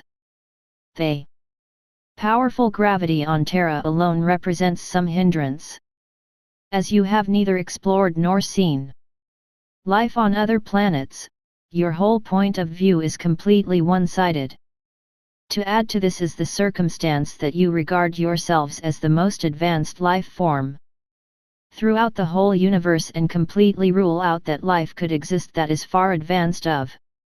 11. Nobel Prize winner Professor Joshua Lederberg said, "It would be inappropriate to simply exclude the possibility that strange life forms could exists under condition like for instance without water, without oxygen, or under extreme temperatures, temperatures above 100 C or even above 250 C. 39. Yours. This paramount life, this fact also requires a paramount consciousness, that is to say, a consciousness, an eminent intelligence you cannot compare yourselves with. All of this sounds depressing. You must however accept this, because your arrogance does not respect life. Arrogance kills people in a most bestial and irresponsible manner. The few efforts that are made are relatively small compared to your disrespect for life, so that they hardly make impact. Your sciences already ascertained that enormous numbers of bacteria exist within the oil deposits on Earth. These are also life forms that nobody on Earth thought that they could possibly exist. The universal formula is therefore correct. The impossible also does not exist in regards to life forms and forms of consciousness.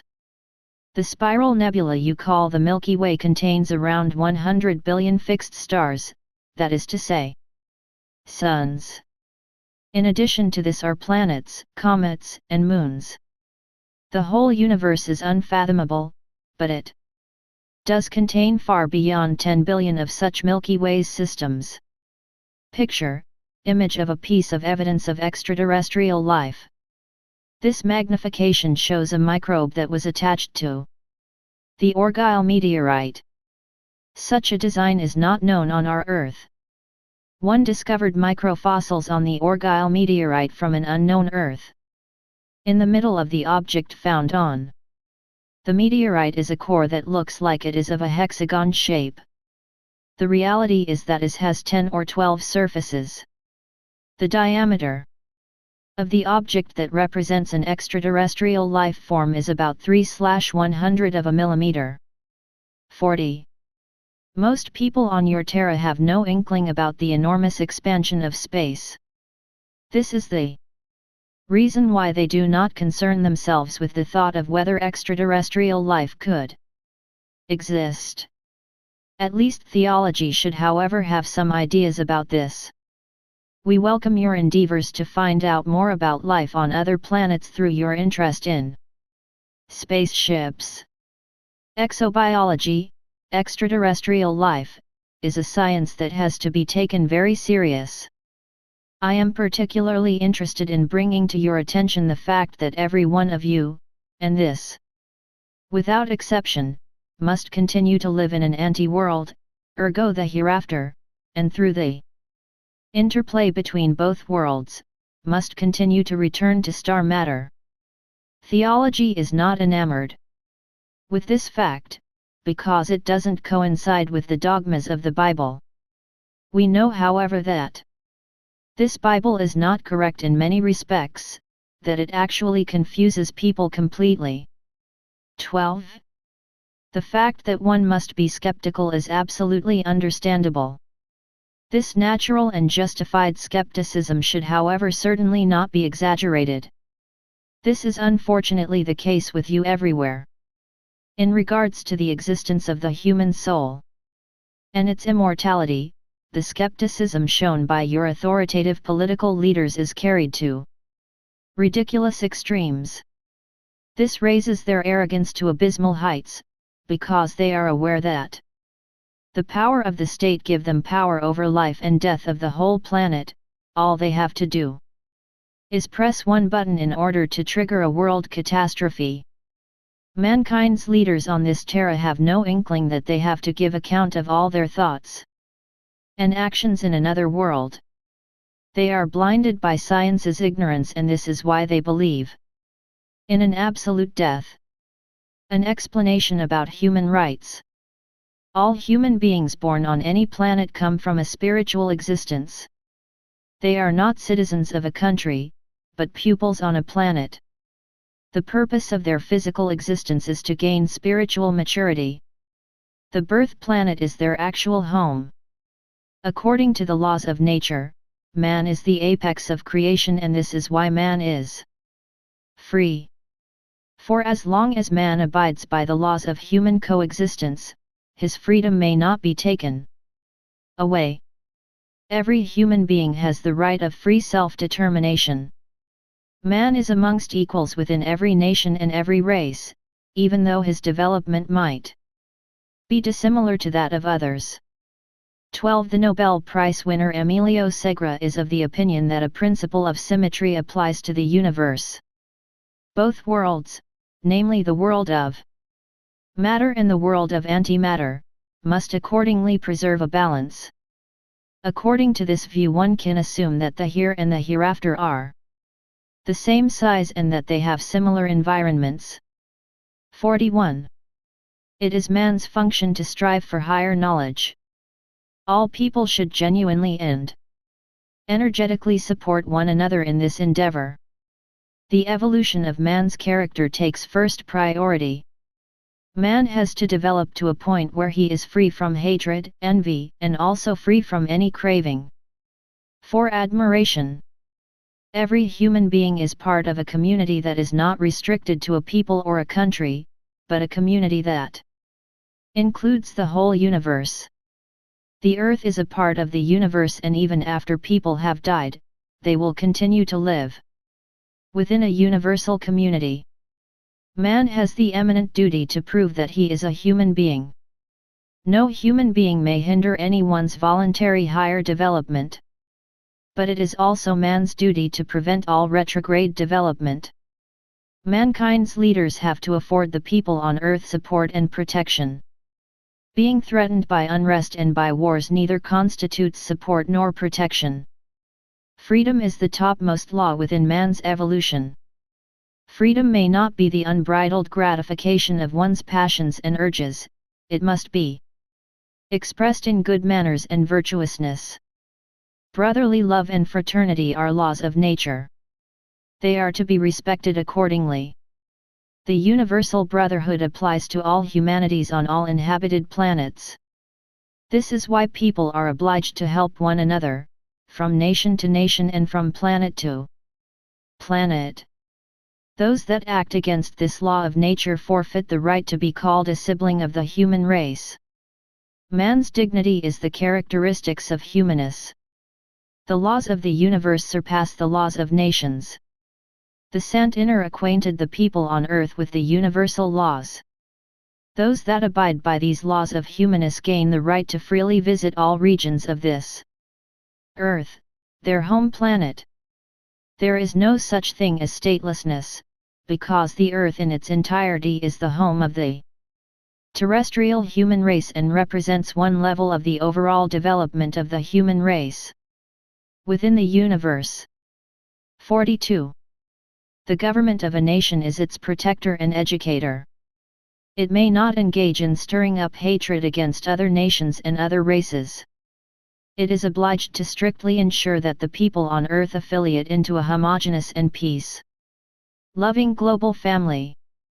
The government of any nation never represents the highest authority, because it is subordinated to a higher authority, even though this authority can for now only be recognized through its laws of nature. Apart from this, mankind on earth is being continuously controlled by a human race that is far advanced of mankind on earth. Man may not mock. Man has the right to freely criticize, and he may believe in the things he considers to be correct. This criticism may, however, never take on the form of contempt or derisiveness. Derisiveness and contempt are unfair mental weapons, and they get in the way of the free development of the truth. Differences of opinions between people and whole nations may not be settled through wars. Man possesses a spark of divine wisdom, and he must correctly utilize this spark of wisdom to gain brotherliness. Mankind on Earth's level of development. Many technological and scientific achievements have contributed to making mankind on Earth believe that they are just about to reveal Mother Nature's last secrets. One believes that one will be able to open the ultimate door to the mysterious in the very near future. The reality, however, looks entirely different. Man is quite well informed about his own planet, but knows very little about other planets. He doesn't even know objectively that there are planets amongst them that developed human races that reached levels that are way beyond that of mankind on Earth. This level is not only gauged by the stage of their technological and scientific achievements, but especially by the state of their spiritual development. You have hardly an inkling of just how important this spiritual development really is. Mankind on Earth's spiritual development is way below the level of other human races spread throughout the universe. The majority of the people on Earth show absolutely no interest in any spiritual progress. If one were to establish an average of the general education level, one would not even be able to use this average education level as a yardstick. Mankind on Earth's general knowledge correlates only to the economy and to politics, well, actually on a few technical fundamentals as well. 43. Spiritual fundamentals are almost completely lacking, and whatever is there is ignored. Your religions cannot be utilized as spiritual fundamentals, because they feature too many mistakes. War is the opposite of peace. War is the opposite of construction. War is the opposite of health and maintaining life. War is the mass destruction of human beings the murderers never knew individually. It is the superlative murder of unknown fellow human beings. Anyone killed on a battlefield could have been your benefactor in another life, well, maybe even your son or your mother. 13. Terrestrial mankind's level of development is not determined through higher insights, but through brutal force. There is therefore no doubt that terrestrial mankind developed a craving for power that represents one of the main character traits of the abhorrent opponent of divine creation. If one were to accurately investigate this craving for power from a psychological point of view, one would ascertain the fact that one is dealing with a mental illness, well, actually a Danger to the public safety for all of mankind on this terra. As this is however a general, worldwide phenomenon, is it naturally accepted as something natural by the public?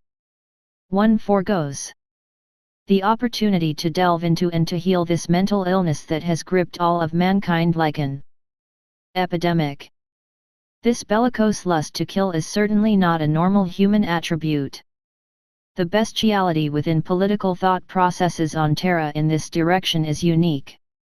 Mentally ill people, totally contaminated by a war or craving for power bacillus, get together to discuss peaceful resolutions between nations and races. WHATABSOLUTENONSENSE. Nothing positive will ever be achieved in this way unless this pandemic epidemic of this bellicose mental illness is arrested psychologically and with the help of the natural sciences. Mankind on Earth must acknowledge the fact that every thought that deals with war is an insane thought. There have been cases where someone, in a marriage for instance, brought their partner to the brink of insanity through their behaviorism to such a degree that they resorted to murder or threw themselves out of a window. All of mankind on Earth is brought to the brink of insanity through the behaviorism of the leading classes. The people on Earth are now absolutely unable to. 13. The doctrine of reincarnation is the most important religion, it leads to true humanness. 44. Objectively assess this enormous problem. Almost everybody feels that war represents a required necessity in regards to their own existence.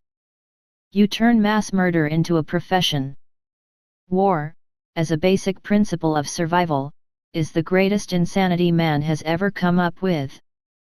I will explain this dangerous situation to you in more detail. You will have to admit that your lunatic asylums are overcrowded.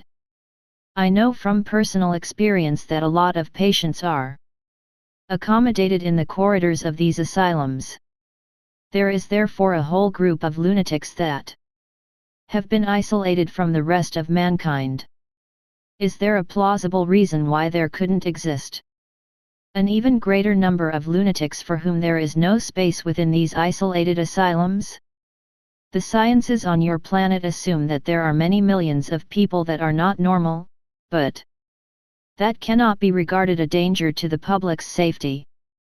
No physical or organic changes are apparent in most of these cases of insanity, but we're still dealing with actual mental disorders. Is there a plausible reason why it couldn't be possible that an even greater group of mentally insane people that do not attract attention because they live amongst other mentally insane people, are afflicted by the same delusions? Politicians, church dignitaries, and their advisors. I base my call from the cosmos on this conclusion.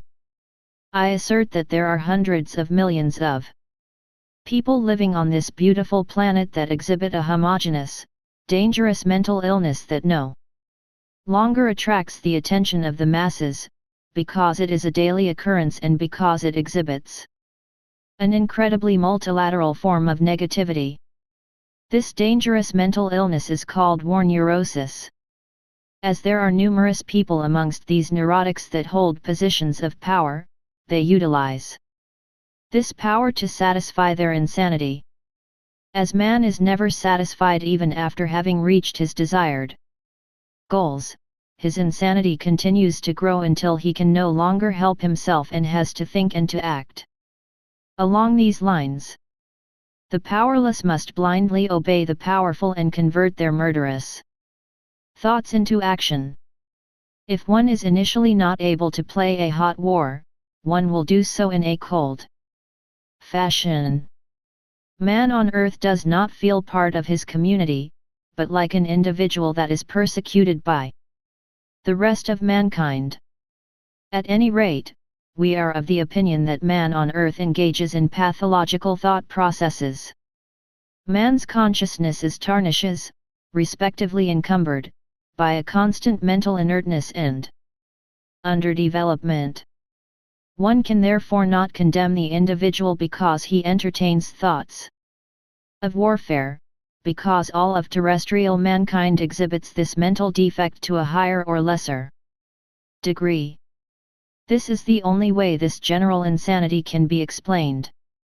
In addition to this comes the fact that the leading echelon glorify this insanity, they turn it into heroism.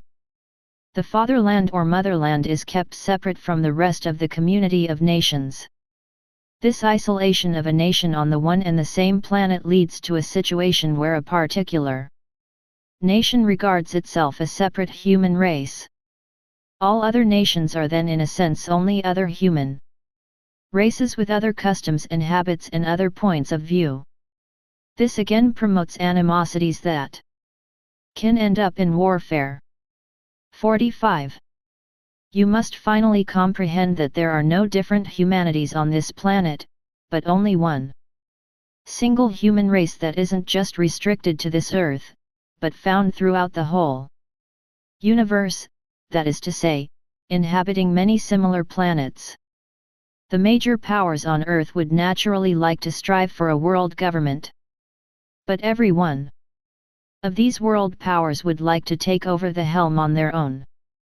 There is, however, one possibility to achieve this goal. Every nation supplies a representative to this world government. You already have something similar in place, but it is still too imperfect, because whatever this world government decides must be accepted. Those that continuously vote against the resolutions of this world government must be excluded from this government. There must, however, be a positive plan this world government can be guided by. If this world government decided to no longer condone wars, all nations must then disarm accordingly. This is the only way mankind on Earth can reach a level that can be called a true human level. A lot of trades and professions and many income opportunities are connected to warfare. Beyond this, those proficient in the field of mass destruction are rewarded with fame and generous retirement benefits. War is therefore not seen for what it really is, but seen as a specialist's field that presumes high-level qualifications and extraordinary courage in conjunction with high intelligence. This is why millions strive for this type of employment, but secretly hoping that they are not directly affected by it when things get serious. I would like to explain this aberration in more detail, because it is absolutely imperative that I am correctly understood. All human beings apply their consciousness within certain immaterial force fields that are arranged in different frequencies. All human thought processes are carried out based on this, and this includes all memory. Man is inspired from within these force fields, that is to say, mentally influenced or even subjected to suggestions. When man entertains bellicose thoughts, he naturally approaches those frequencies that are also charged with the bellicose thoughts of other entities. Consciousness is subject to the laws of magnetic attraction and a certain ability to seek things out. This is the reason why man's consciousness automatically interpolates with those frequencies that deal in every way with warfare, respectively within humanness. This is how mankind's thoughts are involuntarily directed in this direction. The process is complicated. To explain all of this would fill a scientific volume. I do, however, hope that you comprehend the gist of my explanation. To put it in a few words, the misanthropic, murderous thoughts of mankind on Earth are, with very few exceptions, cosmically controlled, and this according to a plethora of the kind of plans and thoughts that have accumulated over thousands of years to create a cosmic reservoir that represents an enormous memory cache that is at the disposal of every human being that is a ready recipient due to their mental attitude. Every human being has invisible antennas and they can be adjusted accordingly. 46. Every human being can actually be inspired by entities that inhabit the spiritual regions of existence. 14. I have hereby elucidated that mankind on earth, in its entirety, has chosen the wrong directions in its mental development. This mishap doesn't just affect a small number of people, it affects the majority of the human race. These are the decisive characteristics that denote the people on earth. A terrestrial human race. The insane will assert that he is correct. He will always declare that the others are insane. The whole human race, with only a few exceptions, will also assert that justice is on its side. The people on earth will always regard those as abnormal outsiders that seek an upward path in their spiritual development. There are a few enlightened ones amongst you that endeavored to provide mankind with material that points it in the right direction. This special, exemplary material is however disregarded by the masses. Not even governing circles take note of it, and only individual people with an inner compulsion for spiritual enlightenment do so. Instead of spiritual enlightenment, schools and universities deal with philosophies that are sometimes absolutely worthless, because they do not contain one spark of the objective truth. Pupils and students are however of the opinion that they are offered the highest truth.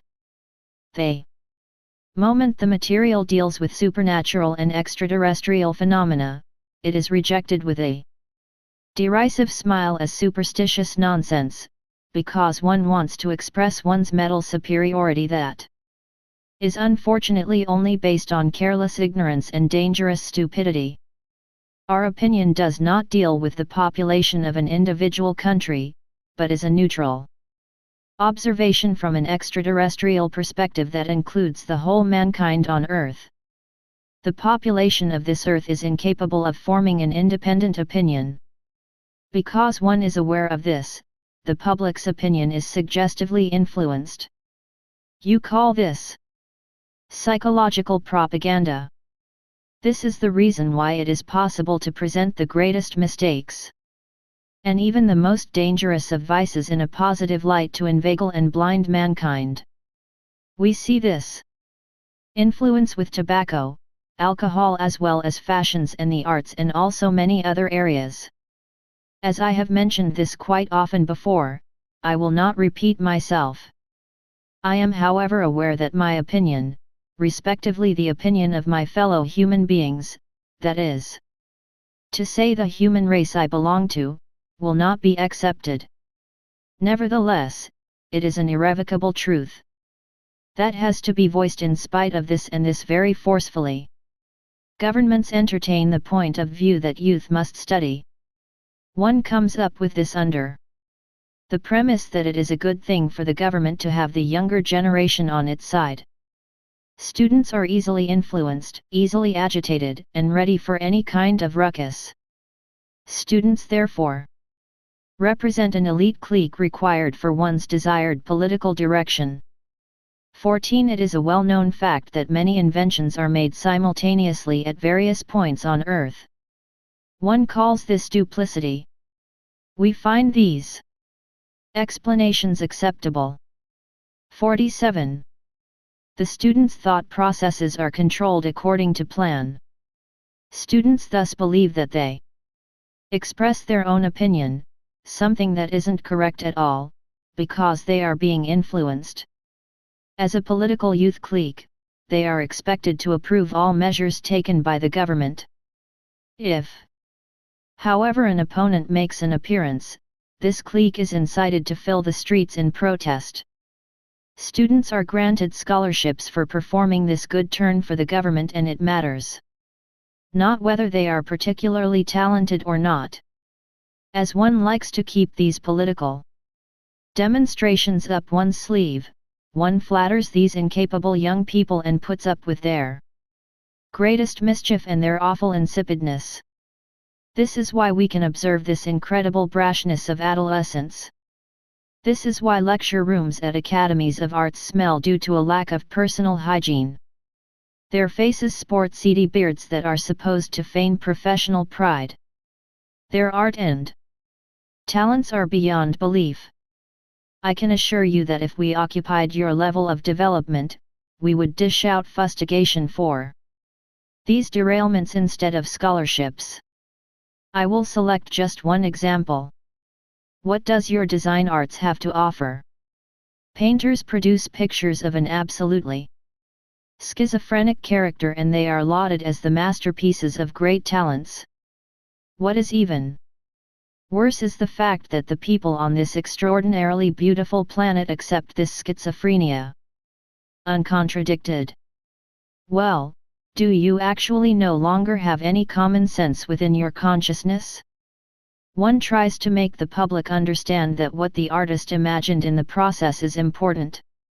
Well, what do you believe what such an incapable idiot, such a detestable loafer and paint dauber, actually can imagine? I will not descend down to your level, and this is why I will restrain myself, even though this takes quite an effort on my part. I will however tell you our view of art. I will also admit that you had a better appreciation of art at the times of the pharaohs, something we admired greatly. Art is a means to express oneself, and it comes into force when communicating through language no longer suffices. The artist, having to observe the beauty and harmony within divine creation, ought to enhance these august impressions even more in order to show them to his fellow men in the right light. He therefore mixes forms and colors to create paintings and forms with the correct harmonious representation that can rival divine creation. Do you believe that your artistic scribbles can rival the august beauty of creation? Those that believe this ought to enter an asylum of their own volition. Art is a superlative form of expression, a higher language, expressed by the sensitivity of the human soul. If one however believes that man does not possess a living soul, any comment is superfluous. The demonic behaviorism towards the beauty and harmony in creation can then be understood. It 48. Once again identifies your spiritual level of development. Governments of nations are the highest and most responsible surveillance authority over the thoughts and actions of the people in their trust. This is not the domain of religion. But these regulating authorities even support this terrible decline of the human spirit and human dignity. Enormous sums are spent that are lost to the abolishment of poverty and the support services for the aged. The comments I made in regards to the design arts also apply to all other trends in art, for instance, to music. One has also moved along lines here that clearly show the level of your spiritual standing, and next to political insanity, clearly delineate the narrow-mindedness of your intellectual capacity. According to our observations made over thousands of years, music stems from the cults of priest, from religious dancing and from chants. The original music on your Terra was the mysterious mantra, namely the acoustic formulation of sound that triggered supernatural forces. The chant of priests who expressed their reverence for God, thereby causing rapture amongst the people, developed from this later. Songs and complete concerts with their accompanying instruments came into being after further development. The most beautiful works are those that sprang from a reverence of God and from love. Eminent inspirations from the spiritual regions also played a part. 15. What a disharmony and what inconceivable text designs are the order of the day these days. This is not music that makes people go into listening raptures over. This is not a higher form of expression designed to bring the harmony of the universe and all its stars closer to you. This is acoustical anarchy and a blasphemy in regards to the human soul's divine willingness to receive. This doesn't just destroy one's inner emotional state, but also one's consciousness's normal mental capabilities.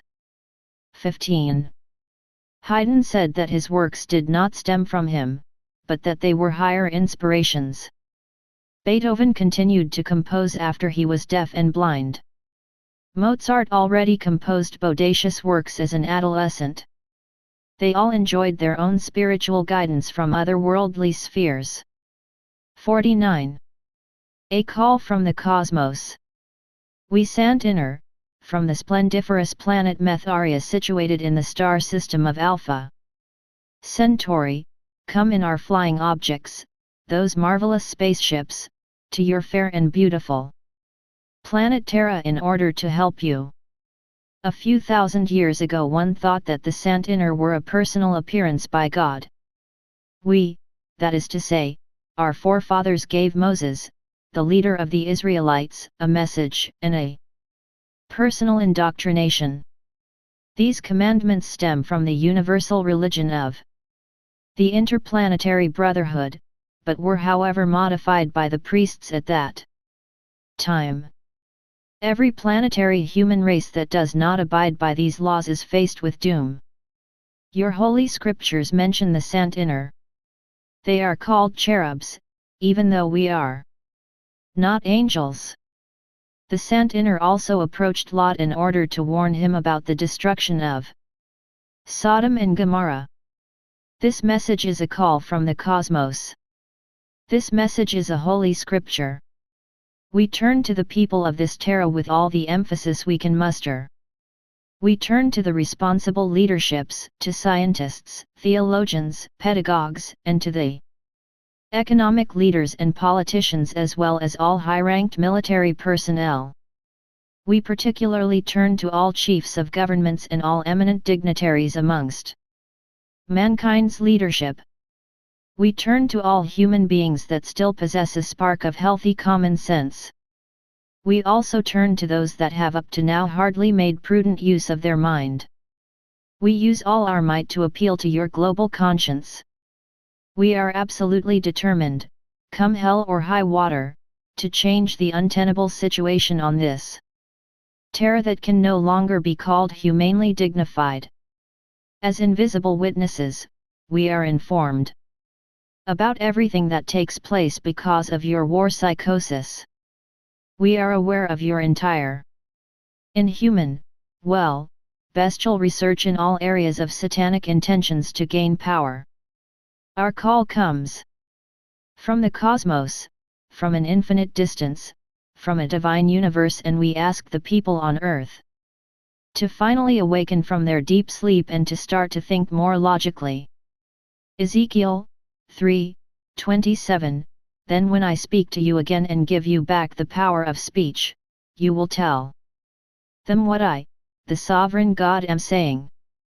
Some of them will listen, but some will ignore you, for you are a nation of rebels. Ashtar Sheran, the responsible. But I say to you, you are a disobedient human race, one that does not want to join the universal community. 50. Those that listen to my words will be helped. Those that disregard my words will not receive help. This is an irremediable universal law. Christ once said, "Those with ears shall listen." So I say to you now, listen carefully. This is a call from the cosmos. Use your common sense. Communism is an aberration and an injustice in regards to those it affects, because it is based on false insights and on absolute mistakes. I will however admit that it encompasses a number of things that are acceptable and that can be utilized to bring about a better future ideology. Democracy may not be a free-for-all. It is not a charter for the insane and mankind's parasites. In spite of this, I admit that democracy's basic elements, that is to say, man's freedom, is the highest goal of a peaceful coexistence. Freedom may however not be limitless, it must submit to order. Theology is based on dogmas and false interpretations that have nothing to do with God's actual existence. Theology has to acknowledge the spiritual realm first before it can acknowledge God, because God cannot be grasped before the human soul and its whole existence has been delved into and discerned. This is theology's eminent assignment, and this, with the cooperation of the natural sciences. Science has the assignment to serve the truth. Truth can never be recognized as long as man plays a ridiculous and pathetic role in the eyes of science. Man does not just consist of a physical body, man's actual and most noble worth throughout the whole universe consists of man's immortal spirit. Publication media like the press, radio, television, and film have to preserve all decency. They have to promote progress and not regression. It is not appropriate to present things in the wrong light. It also isn't appropriate to utilize indecent language in order to be popular. All publication media must always endeavor to represent the most significant educational medium. Their scenes and dialogues ceaselessly remain within man's consciousness. Everything remains recorded within the cosmos. Bringing up children has to utilize the truth and not lies. Character building has to start before children enter school. Industry has to make sure that all kind of children's toys in the form of lethal weapons are prohibited and removed from the marketplace. The whole potential war toys represent is to be destroyed. If governments are not even able to disarm the lethal potential of criminal war toys, what chance do they have of disarming super weapons? Schools have to introduce moral education right from the start. It isn't the sole responsibility of parents to make sure that children are correctly, that is to say, positively brought up. Schools also bear some of the responsibility. The curriculum has to be absolutely scrutinized, because it 51. May contain enough incitement for negative and misanthropic thought processes. Children's stories must also contain examples of moral behaviorism, for instance that little Frank lies to his mother.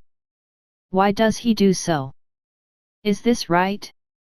As it is so infinitely difficult to change the adult generation, I stand here on this terra as a universal teacher and admonisher in order to warn you so that the next generation about to take control does not commit the same tremendous injustice on creation that you have planned and prepared over many years. Youth must be reared correctly and it must not be spoiled. Youth bears an even greater responsibility that you do. Youth can still be changed in time. It is not too late, but haste is required. Epilogue. At the end of this message from the cosmos, Ashtar Sheran transmitted the following verse. During the last séance, and he undersigned it with his signature. A call from the cosmos. Space is illimitable. Nothing fences it in. Eternally last the splendor of the stars. And eternally also God's might. People come and people go. Their spirit timelessly remains. Therefore mankind take heed. Do not hamper the progress of the stars. We thank our brothers from other planets for the transmission of this impressive and educational message. We also thank the mediums and all other co-workers as well as the otherworldly spirit teachers that have stood at our side with their help and advice and also took control over the required spiritual protection. We wish with all our heart that these words are taken serious. We wish that the future brings a peaceful coexistence between nations and races. We wish for a new, truthful religion without dogmas. The Psychic Peace Circle, Berlin.